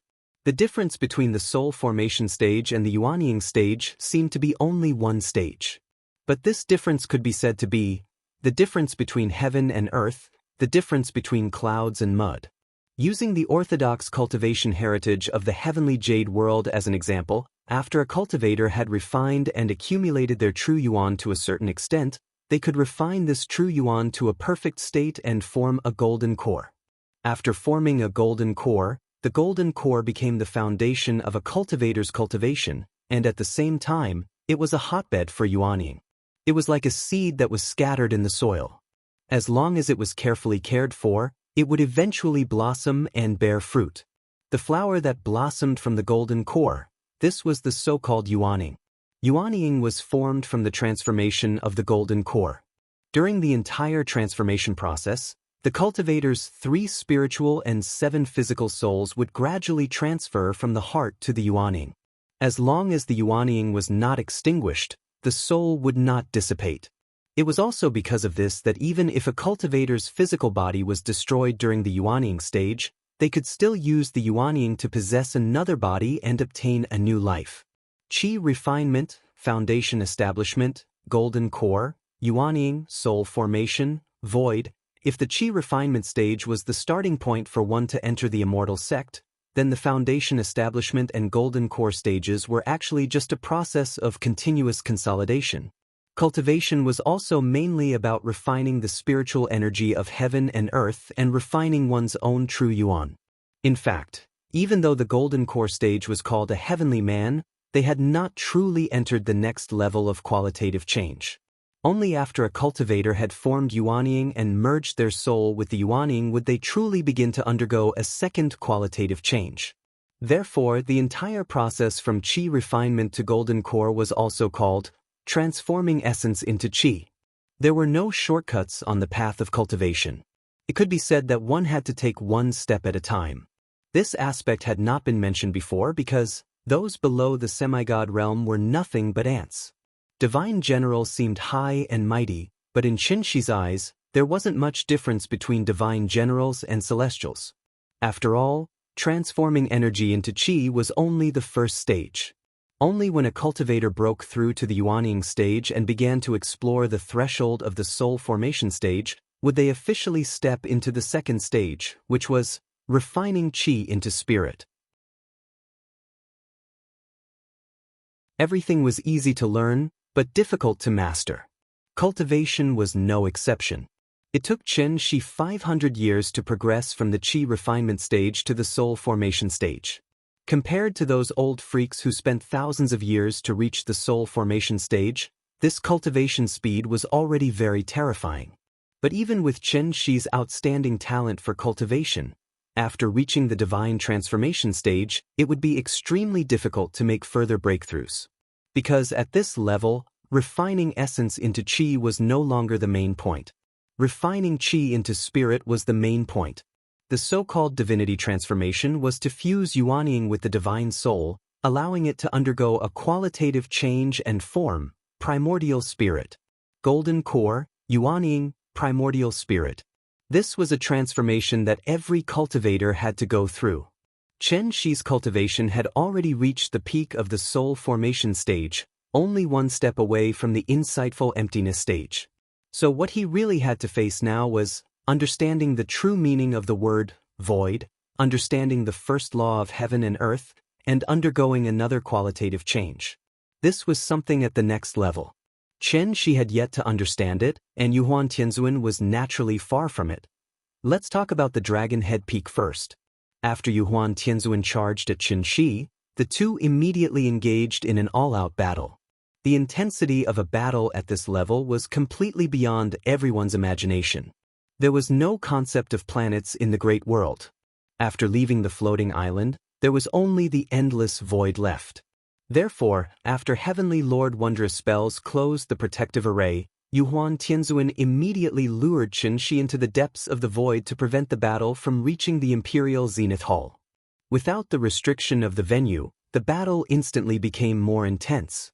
Heavenly Lord Wondrous Spells and Heavenly Lord Xuanzhen led a group of divine generals and celestial lords to watch the battle from afar. This battle shocked the entire great world. Almost everyone was watching this battle between heavenly venerables. The glazed glass lamp was blazing with red flames, and the divine general's Dharma idol sword shadows were endless. Astral winds blew, and divine light fluttered. The void trembled, and everyone looked down. If the floating island's protective array formation had not been personally set up by the grand pure divine ancestor, it would have been destroyed by the shockwaves from their battle. And as Yuhuan Tianzuan gradually revealed his full strength, Xianxia also fell into a disadvantage. This was the first time Xianxia was so passive in a battle since returning to Earth. On one hand, it was because he had not recovered to his peak state. On the other hand, it was entirely because of the jade glazed glass lamp in Yuhuan Tianzuan's hand. In any case, Yuhuan Tianzuan was the leader of the 10 heavenly venerables.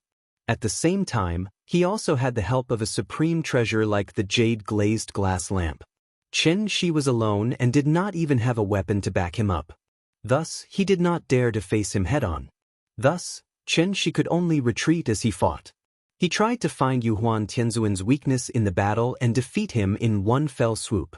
After a fierce battle, Xianxia had a rough idea of Yuhuan Tianzuan's strength.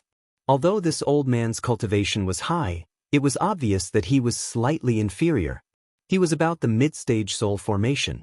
It was unknown whether it was because the great world was too peaceful, but Yuhuan Tianzuan's combat experience was clearly inferior to Xianxia's because he had not experienced blood and fire. Thus, Xianxia decided to show weakness to his enemy and silently look for an opportunity.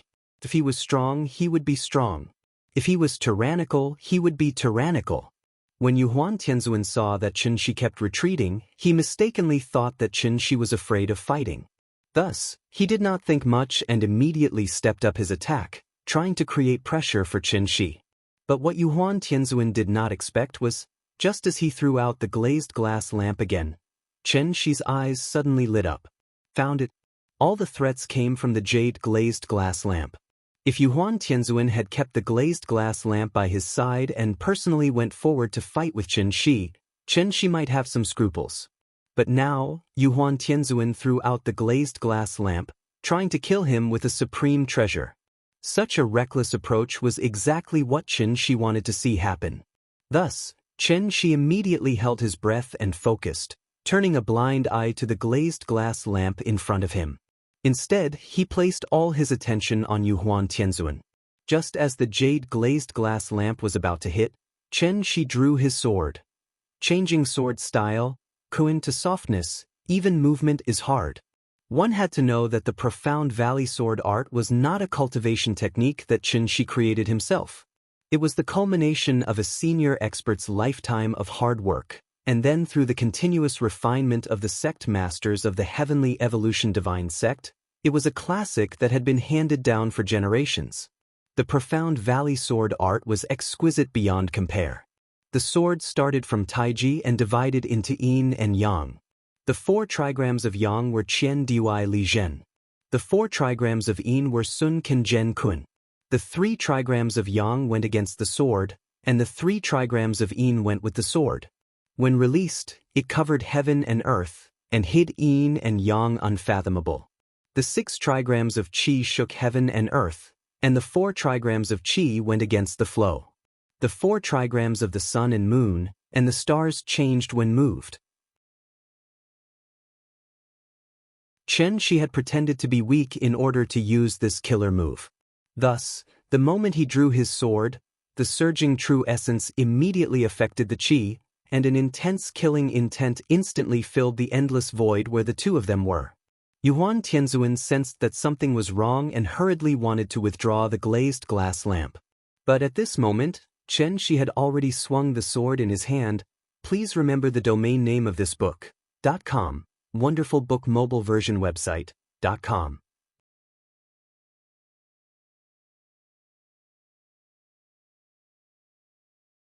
Chapter 421. Kuan was the softest, and when it moved, it was the strongest. The moment this sword was swung out, an aurora appeared in the sky of the great world for the first time. Looking at it from afar, it was so beautiful and dazzling, full of colors. Against the endless void, the sword shadows that filled the sky were like colorful ribbons. Ying gently floated toward Yuan Tianzuan along with the breeze. Then, the sword shadows collided with the burning jade world glazed cup.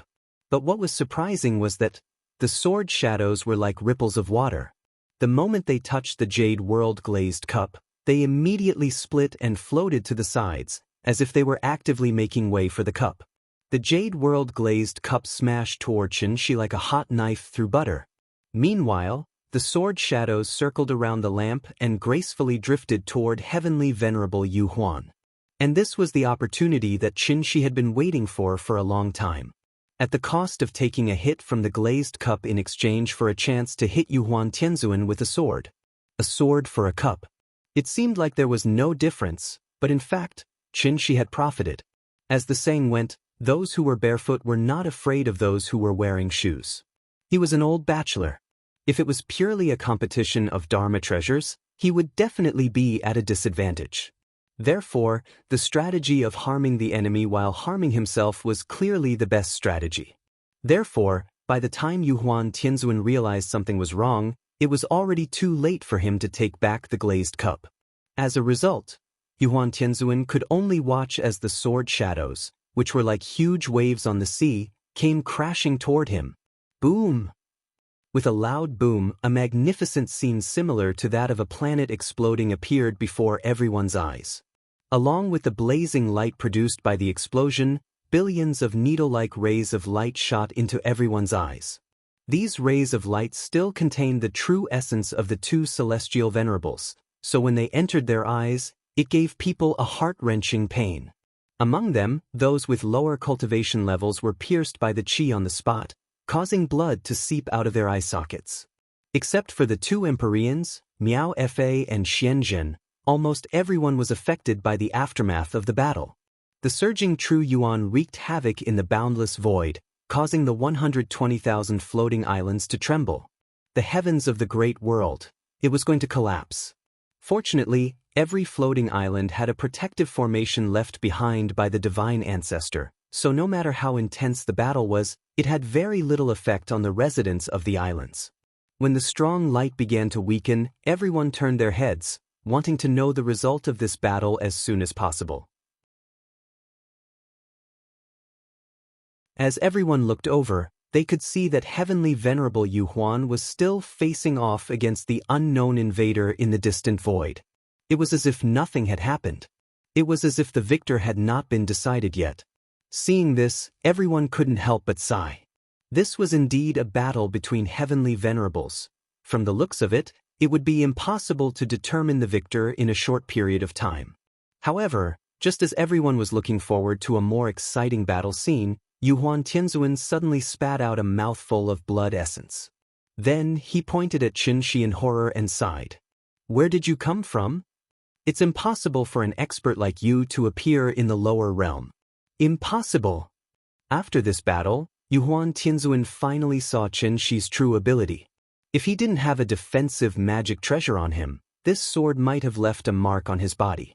Even so, this sword still hurt Yuan Tianzuan, so much so that his breathing was obviously a little irregular, and the blood in his chest was constantly surging. "Can we sit down and talk now?" Xianxia didn't directly answer Yuan Tianzuan's question. After he withdrew the divine general's celestial body in his hand, he made an inviting gesture to Yuan Tianzuan, giving Yuan Tianzuan enough face. After all, unless it was absolutely necessary, Xianxia really didn't want to use force to solve the problem. However, what Xianxia didn't expect was that, after hearing his words, Yuhuan Tianzuan's eyes suddenly flashed with a trace of ruthlessness. Then, he suddenly sent a voice transmission to the two heavenly venerables, Miaofa and Xuanzhen. "This thief is tricky. Please lend me a hand and take him down."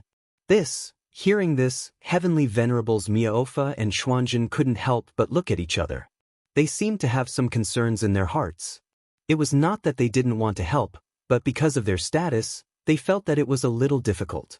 After all, the three of them were the high and mighty heavenly venerables of the 10 directions. Now, they actually wanted to join forces to attack one person. What would the onlookers think? As heavenly venerables, did they have any shame? Seeing that the two of them were hesitating, Yuhuan Tianzuan immediately added, "This person's origin is unknown. You have seen the moves that he used just now. His cultivation method seems to be more exquisite than the great clear orthodoxy left behind by the divine ancestor. Therefore, I suspect that he didn't come from the lower realm at all, but from somewhere else. This person has a big secret on him. If he can fall into our hands, it will be a great thing. I ask the two of you to help me capture him. Don't let him escape." At this point, if heavenly venerables Miaofa and Xuanzhen still didn't express their opinions, they wouldn't be giving Yuhuan Tianzuan any face.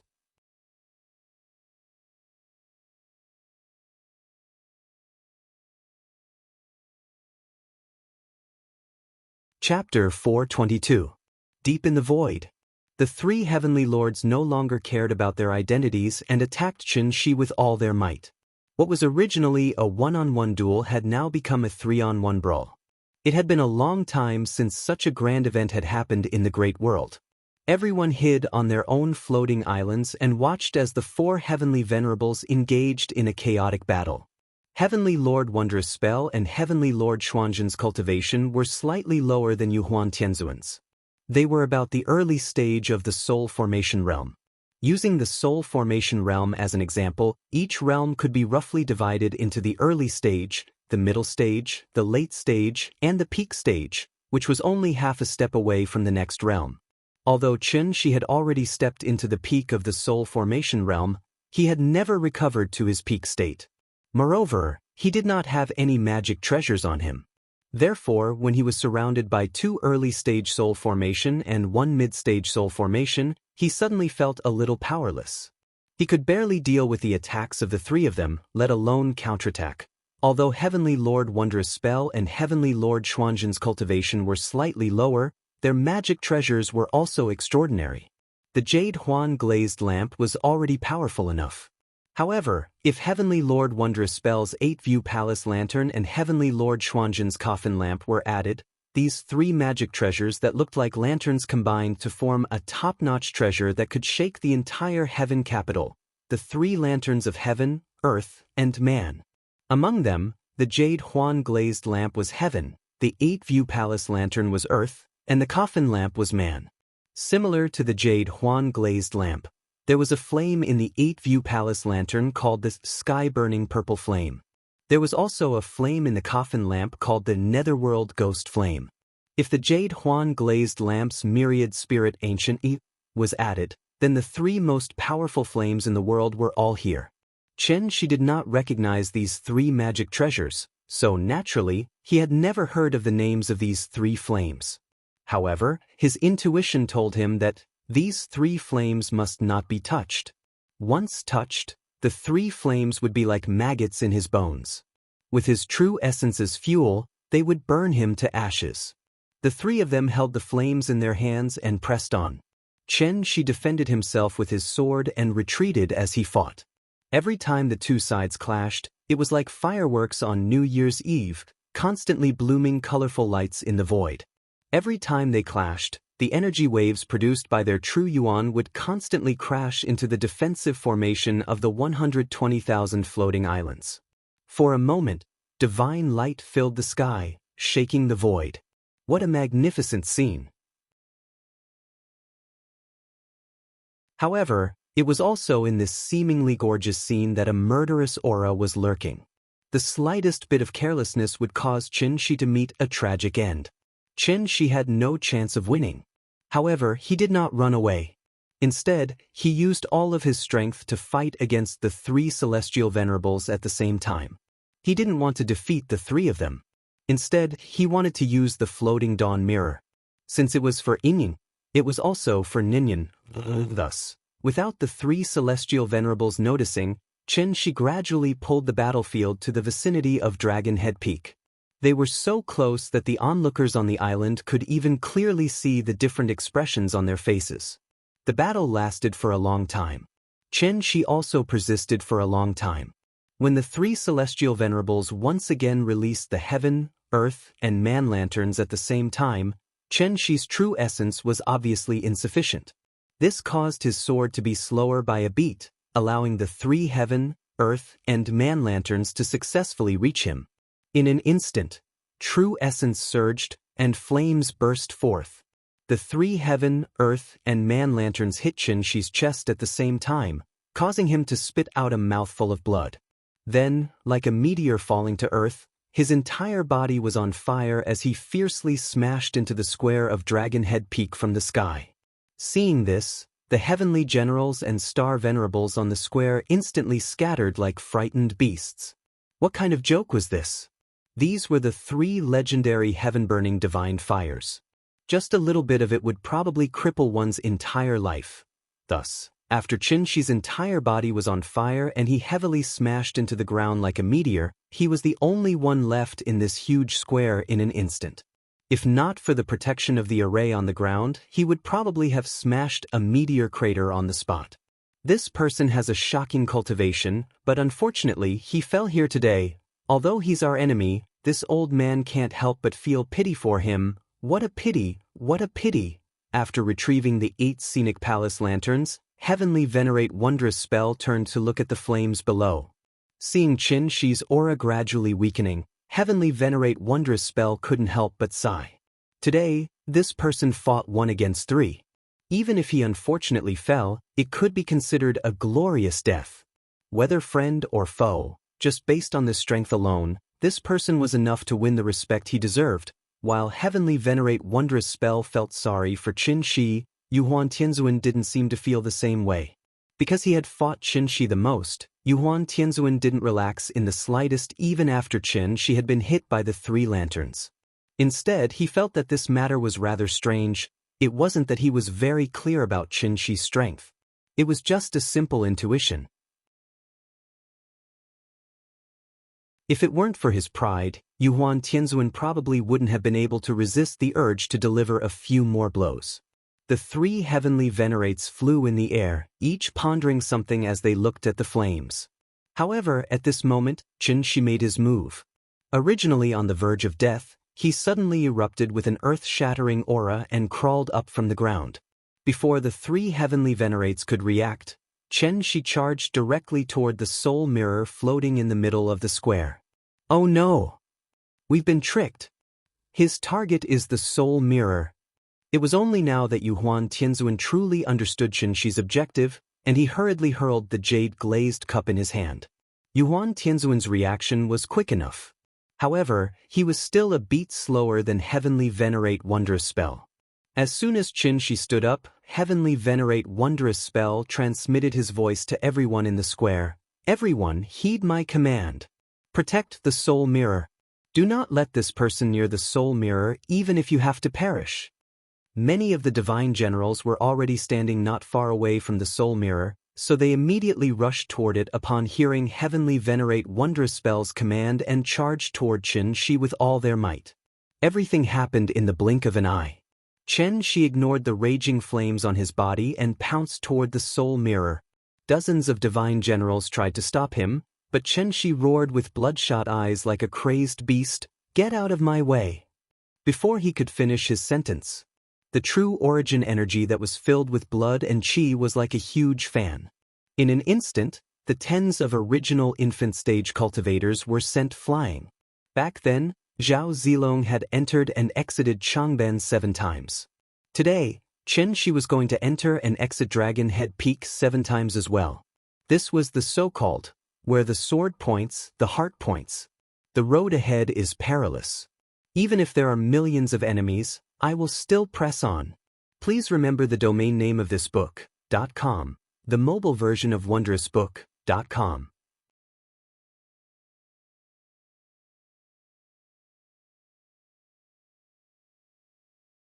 Chapter 423. Xianxia had been secretly observing the situation for a long time. The heaven-bearing effect floating mirror had been suspended in the air above the plaza this entire time, and it was constantly spinning like a top while releasing some kind of unknown energy fluctuations into the outside world. From the looks of it, the soul mirror seemed to be in use right now. Xianxia had been imprisoned in the dark space for 200 years, so he had no idea how much time had passed in the outside world. However, seeing that the heavenly venerates and the 5 divine generals were still on Dragon Head Peak, Xianxia was extremely hopeful. He could only pray that there was still time. Yingying's soul wouldn't dissipate as long as the soul bridge wasn't completed. As such, he had to take the soul mirror. Even if he couldn't, he had to disrupt the ceremony today.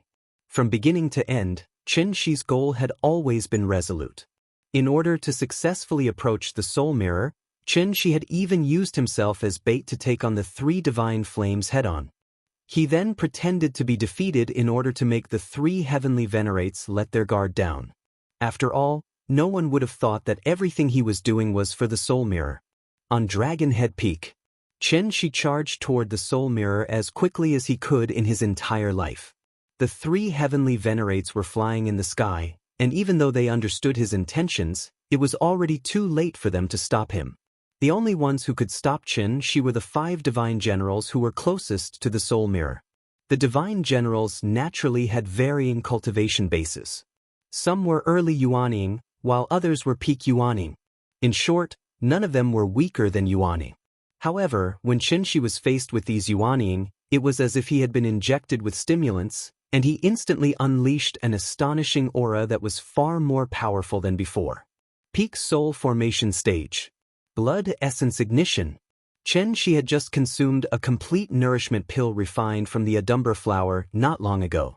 However, this medicinal effect alone was not enough to make up for the loss of blood essence. At best, it could only heal his internal injuries and provide a little help for Xianxia to condense another drop of blood essence. Xianxia had already burned 2 drops of blood essence before, so this was the last drop of blood essence in his body. Once this drop of blood essence was completely burned out, Xianxia would fall into an extremely weak state. If he wasn't careful, he might even die because of this. Did he regret it? He would never regret it. Even if I die, I will not let my heart be covered in dust. One thing to note here is even though Xianxia had burned his blood essence and was ready to cut off all means of retreat, he had never thought of dying here. Because he still had to go home. He would go back to visit Yingying and take care of Nianyan. The family of 3 still had a lot of happiness to enjoy. Therefore he could not die here. Perhaps it was because Xianxia was almost obsessed with going home, that the aura he unleashed from burning his blood essence was far more powerful than when he was at his peak. In fact, he was even more powerful than the divine monarch Xianxia of the heavenly Jade Realm, who wielded the Tianyan divine sword. When a person had a firm belief in their heart, they were invincible. Even though he was surrounded by dozens of nascent soul cultivators, Xianxia was not the slightest bit afraid. Instead, like the autumn wind sweeping away the fallen leaves, he sent the dozens of cultivators in front of him flying at the same time. The 3 divine flames were still burning fiercely on his body, but Xianxia didn't seem to feel any pain at all. His surging true essence was also strangely seeping with blood energy. In this state where blood and fire intertwined, Xianxia was on the brink of insanity.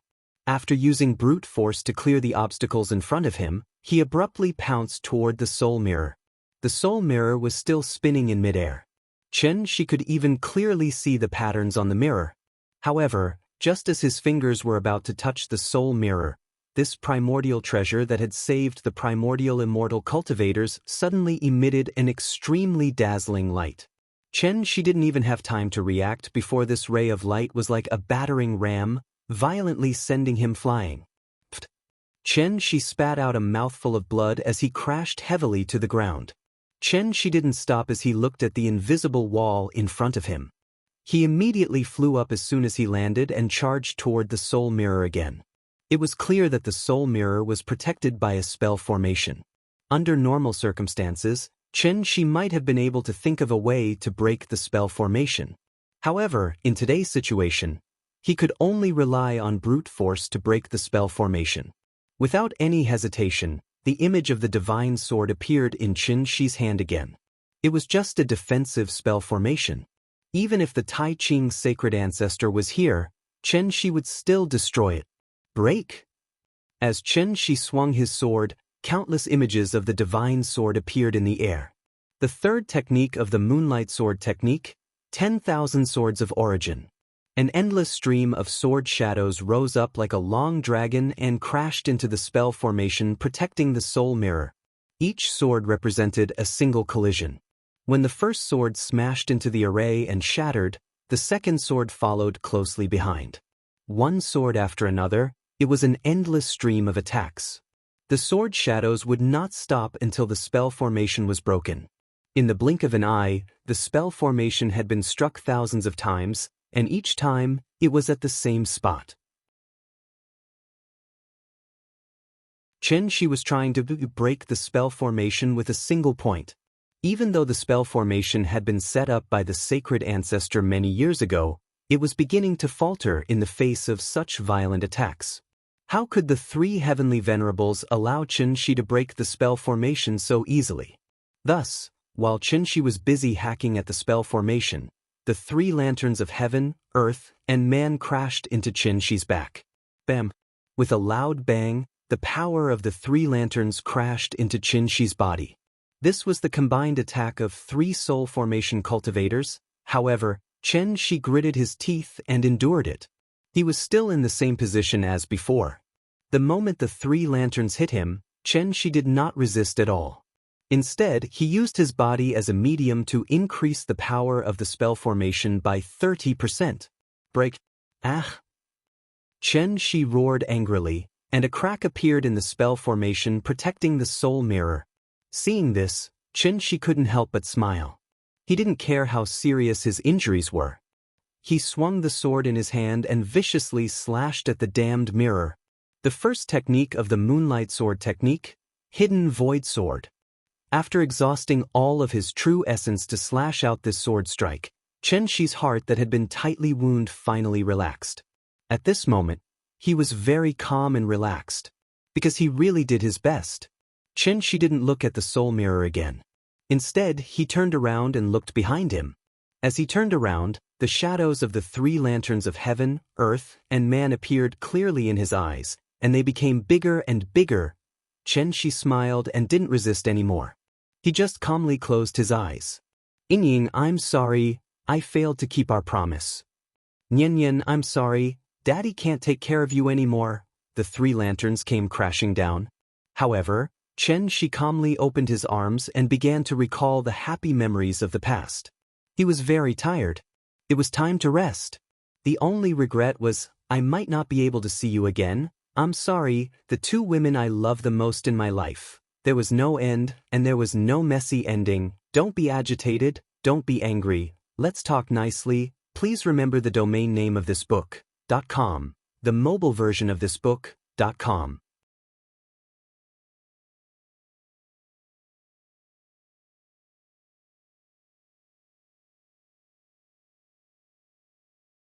He had already taken it head-on twice, so when he saw the three lanterns of heaven, earth, and man smashing toward him again, Xianxia calmly closed his eyes. The three lanterns came crashing down. Xianxia could even clearly feel a wave of heat hitting his face. After that, the dazzling flames swallowed him up like a ferocious beast from the primordial times. Boom! A huge explosion rang out from the Dragon Head Peak once again, causing the entire floating island to tremble violently. The place where Xianxia was standing suddenly burst into flames. The fire was extremely ferocious. Whether it was the air or the bricks, everything was ignited at the slightest touch. If it weren't for the Imperial Extreme Hall being protected by a grand array, it would have long been turned into ruins by the raging flames. When the surrounding heaven and earth spirit chi had been burned out, a vacuum appeared in the square. The fire filled the line of sight. Yuan Tianzuan had been using his divine sense to observe Chen Shi's situation. In his perception, Chen Shi's aura was getting weaker and weaker, and he estimated that it wouldn't be long before he was completely burned to ashes. Thus, Yuan Tianzuan filled the square with soul-summoning banners, as if he had set up an inescapable net. As long as Chen Shi's primordial spirit left his body, the soul-summoning banners would directly detain him and leave him for Yuan Tianzuan to slowly torture in the future. Without his physical body, no matter how strong Chen Shi was, he was just a tiger without teeth and claws. When the time came, wouldn't he be at his mercy? It had to be said that Yuan Tianzuan's idea was indeed very good. But he waited for a long time, and even when Chen Shi's aura had completely disappeared, he still didn't see Chen Shi's primordial spirit fly out of the flames. Seeing this, Yuan Tianzuan immediately frowned and hurriedly recalled the myriad spirit ancient Yi with the lapis lazuli lamp, then carefully searched the square. The square was surrounded by soul-summoning banners. As long as Chen Shi's primordial spirit left his body, it would definitely be captured by the soul-summoning banners. Chen Shi was already in a state of exhaustion, so his primordial spirit should be very weak. How could it have silently escaped from under his nose? What's going on? Where is he? Where did his primordial spirit go? After being hit by Chen Shi's sword, the soul mirror fell to the ground like a broken mirror, motionless. And where Chen Shi had been? At this moment, there was nothing but a charred ground. The three celestial venerables carefully looked around. In the end, it was celestial venerable wondrous spells who broke the silence first. Could it be that his primordial spirit didn't leave his body? Instead, it turned into ashes along with his body? A trace of anger flashed across Yuan Tianzuan's face when he heard this. He couldn't help but flick his sleeves. Impossible!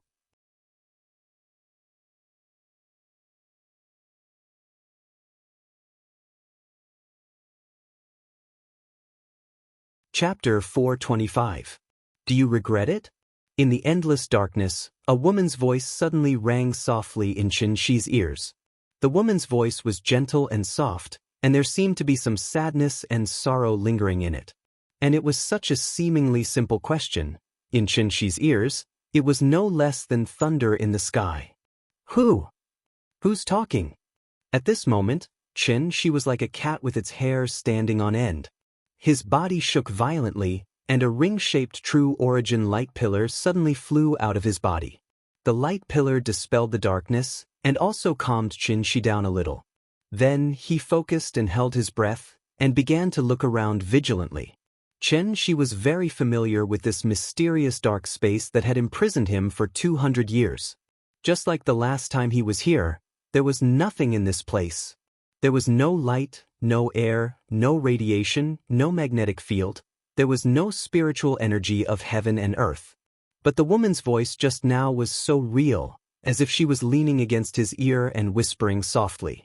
For safety reasons, Chen Shi immediately released his divine sense, and with himself as the center, he carefully explored the darkness. But, in this endless darkness, there was not even a speck of dust, let alone a person who could speak? Could it be that I'm hallucinating? Chen Shi was somewhat uncertain. After all, he had experienced too many strange things, and his brain could no longer react. But just as he was feeling puzzled, the woman's voice rang again. Do you regret it? This time, Chen Shi finally heard it clearly. He was not hallucinating, and there was really someone leaning against his ear and whispering softly. After confirming that he did not hear wrongly, Chen Shi's heart suddenly trembled violently, because he had no idea where the voice came from. It felt as if a female ghost was leaning on his back, asking him if he had eaten dinner today, and he turned around to look for her, but he could not see the female ghost. How could Chen Shi not be surprised? There was actually someone in this world who could approach him silently, and he could not sense the other party's presence at all? How was that possible? After all, no matter how severe his injuries were, he was still at the peak of the divine transformation stage. However, he was unable to detect this woman's aura at all. He couldn't even pinpoint the direction of her voice. Who is it? Are you talking to me? Can you show yourself?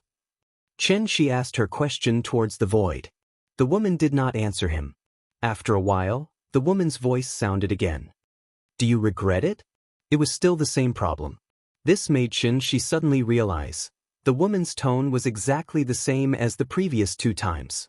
He felt that she was like a recorder that could only repeat the same sentence over and over again. Regret what? Do you regret it? I don't understand what you mean. Can you be more specific? Do you regret it? F***CK. Do you regret it? Do you regret it? No matter what Xianxia said, women would always say the same thing. Therefore, Xianxia thought about it seriously. He was a coding farmer, so he was naturally very familiar with mechanical commands. Therefore, Xianxia was very suspicious that this woman should be a reflection left behind by a senior expert. She did not have the ability to think and could only follow the program's settings mechanically. If the woman's question was the username, then Xianxia's answer was obviously the password. Only by providing the correct password could he successfully log into the account and proceed with the next step. Therefore, when the woman asked again, Xianxia answered decisively, I don't regret it. He originally just wanted to verify his guess. Who would have thought? The moment the words I don't regret it blurted out, a bolt of lightning suddenly struck down from the endless dark space. The lightning came extremely quickly. Before Xianxia could even react, the lightning had already struck not far in front of him. In front of him was an empty dark void. However, after the lightning struck, it seemed to have struck something and instantly exploded into a large ball of purple flames. The scene in front of him was simply too strange. Xianxia subconsciously wanted to turn around and leave, only to find that he could not move his body. At this moment, the ball of purple flames floating in the void slowly drifted toward him. Xianxia watched as the flames gradually approached him. He tried his best to break free, but his body seemed to have been separated from his soul and did not listen to his commands at all. One had to know that he was at the peak of the soul formation stage. At this moment, he was like a puppet that was being manipulated by someone at will. Faced with such a strange situation, Xianxia suddenly had a human emotion that had not appeared in hundreds of years: confusion and helplessness. Confusion and uneasiness. Humans were always afraid of things that they did not know, and Xianxia was no exception. It was also at this moment that he finally realized how insignificant he was. So what if he was at the soul formation stage? The purple flames were getting closer and closer to Xianxia. It was only when they were about to touch him that the purple flames suddenly stopped. Then, under Xianxia's dumbfounded expression, a shackled arm covered in scars suddenly stretched out from the flames. First it was the left hand, then the right hand. Like Sadako crawling out of a TV, the person slowly crawled out of the flames along with the clanking sound of the shackles. Perhaps it was because of the spell, but Xianxia could not see the person's face at all, so he could only judge based on the slender figure and the high bulging chest. The person in front of him should be a woman. The way the woman appeared was very strange, but what really shocked Xianxia was the way the woman was dressed.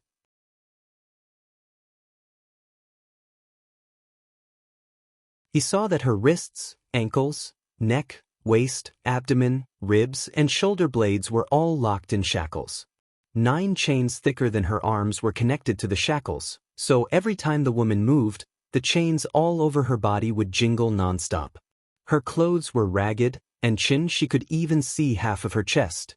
And the parts of her body that were not covered by clothes were full of terrifying scars. Xianxia was stunned. The woman's appearance was completely different from what he had imagined. He originally thought that the other party was some hidden expert, at least at the same level as the Taiching divine ancestor, so she could easily bring him here from the Dragon Head Peak. Who would have thought that this woman was dressed like a prisoner? Xianxia stared at the woman in front of him in a daze, and only a blank was left in his mind. And at this moment, the woman who crawled out of the flames directly pressed her blurry face against Xianxia's face, and then asked again, "Are you willing?"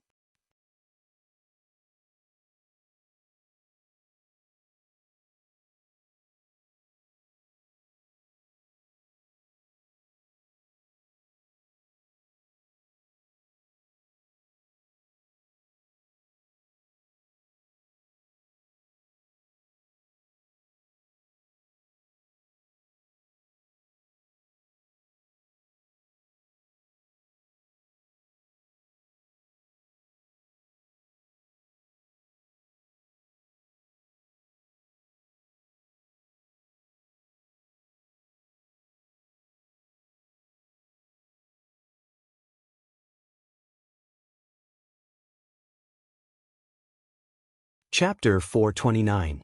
Nian was 6 years old.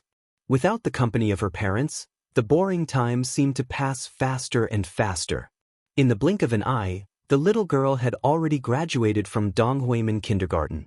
It was time for her to go to primary school, August 30th, reporting day.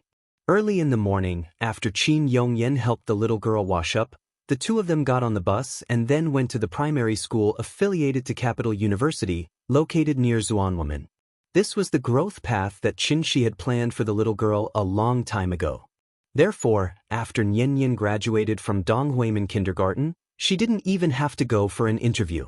She directly got a place to enroll in Capital University affiliated primary school. And because of her, the two brothers naturally easily got two very precious places.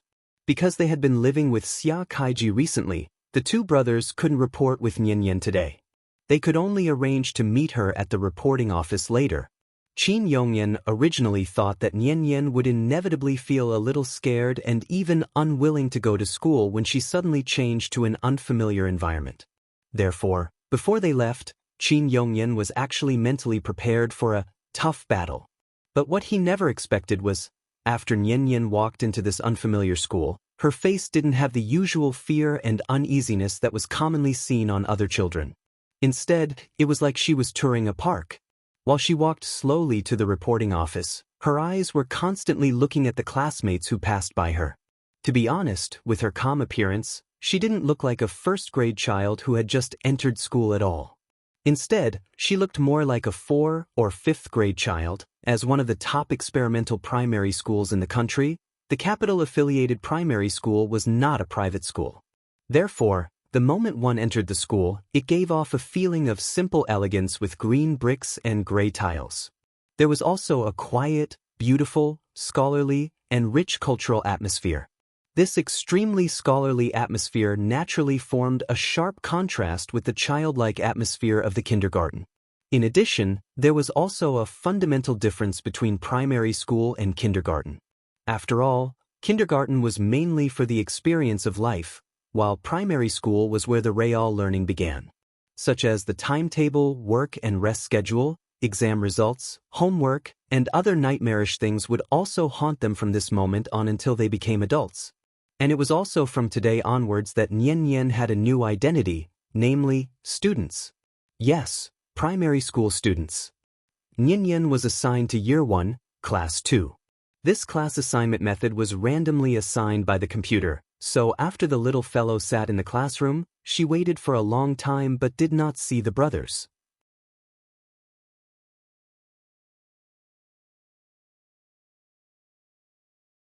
Most children were very obedient, but there were always a few exceptions, which was commonly known as brats. Unfortunately, there was a brat sitting diagonally behind Nian. Although this brat was only 6 years old this year, he was very mischievous. He was not afraid of parents or teachers at all. It seemed that when he was in kindergarten, he was the tyrant of the class. Nian was so cute, so the brat naturally had his eyes on her from the beginning. Of course, this brat's heart was not as dirty and dark as the adults. He just instinctively wanted to get close to Nian. However, the way he approached others was completely unacceptable to ordinary people. This brat took advantage of the time when the teacher was teaching the other children to play with plasticine to climb to the ground and quietly crawl behind Nian. He wanted to lift Nian's skirt, just like he used to lift other people's skirts.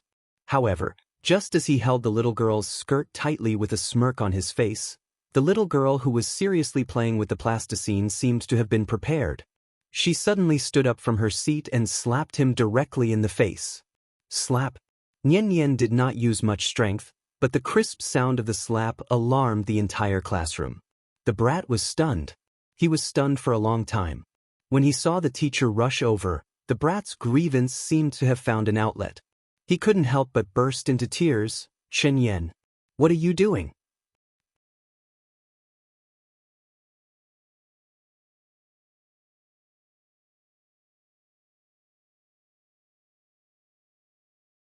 He was right, but how old was this child?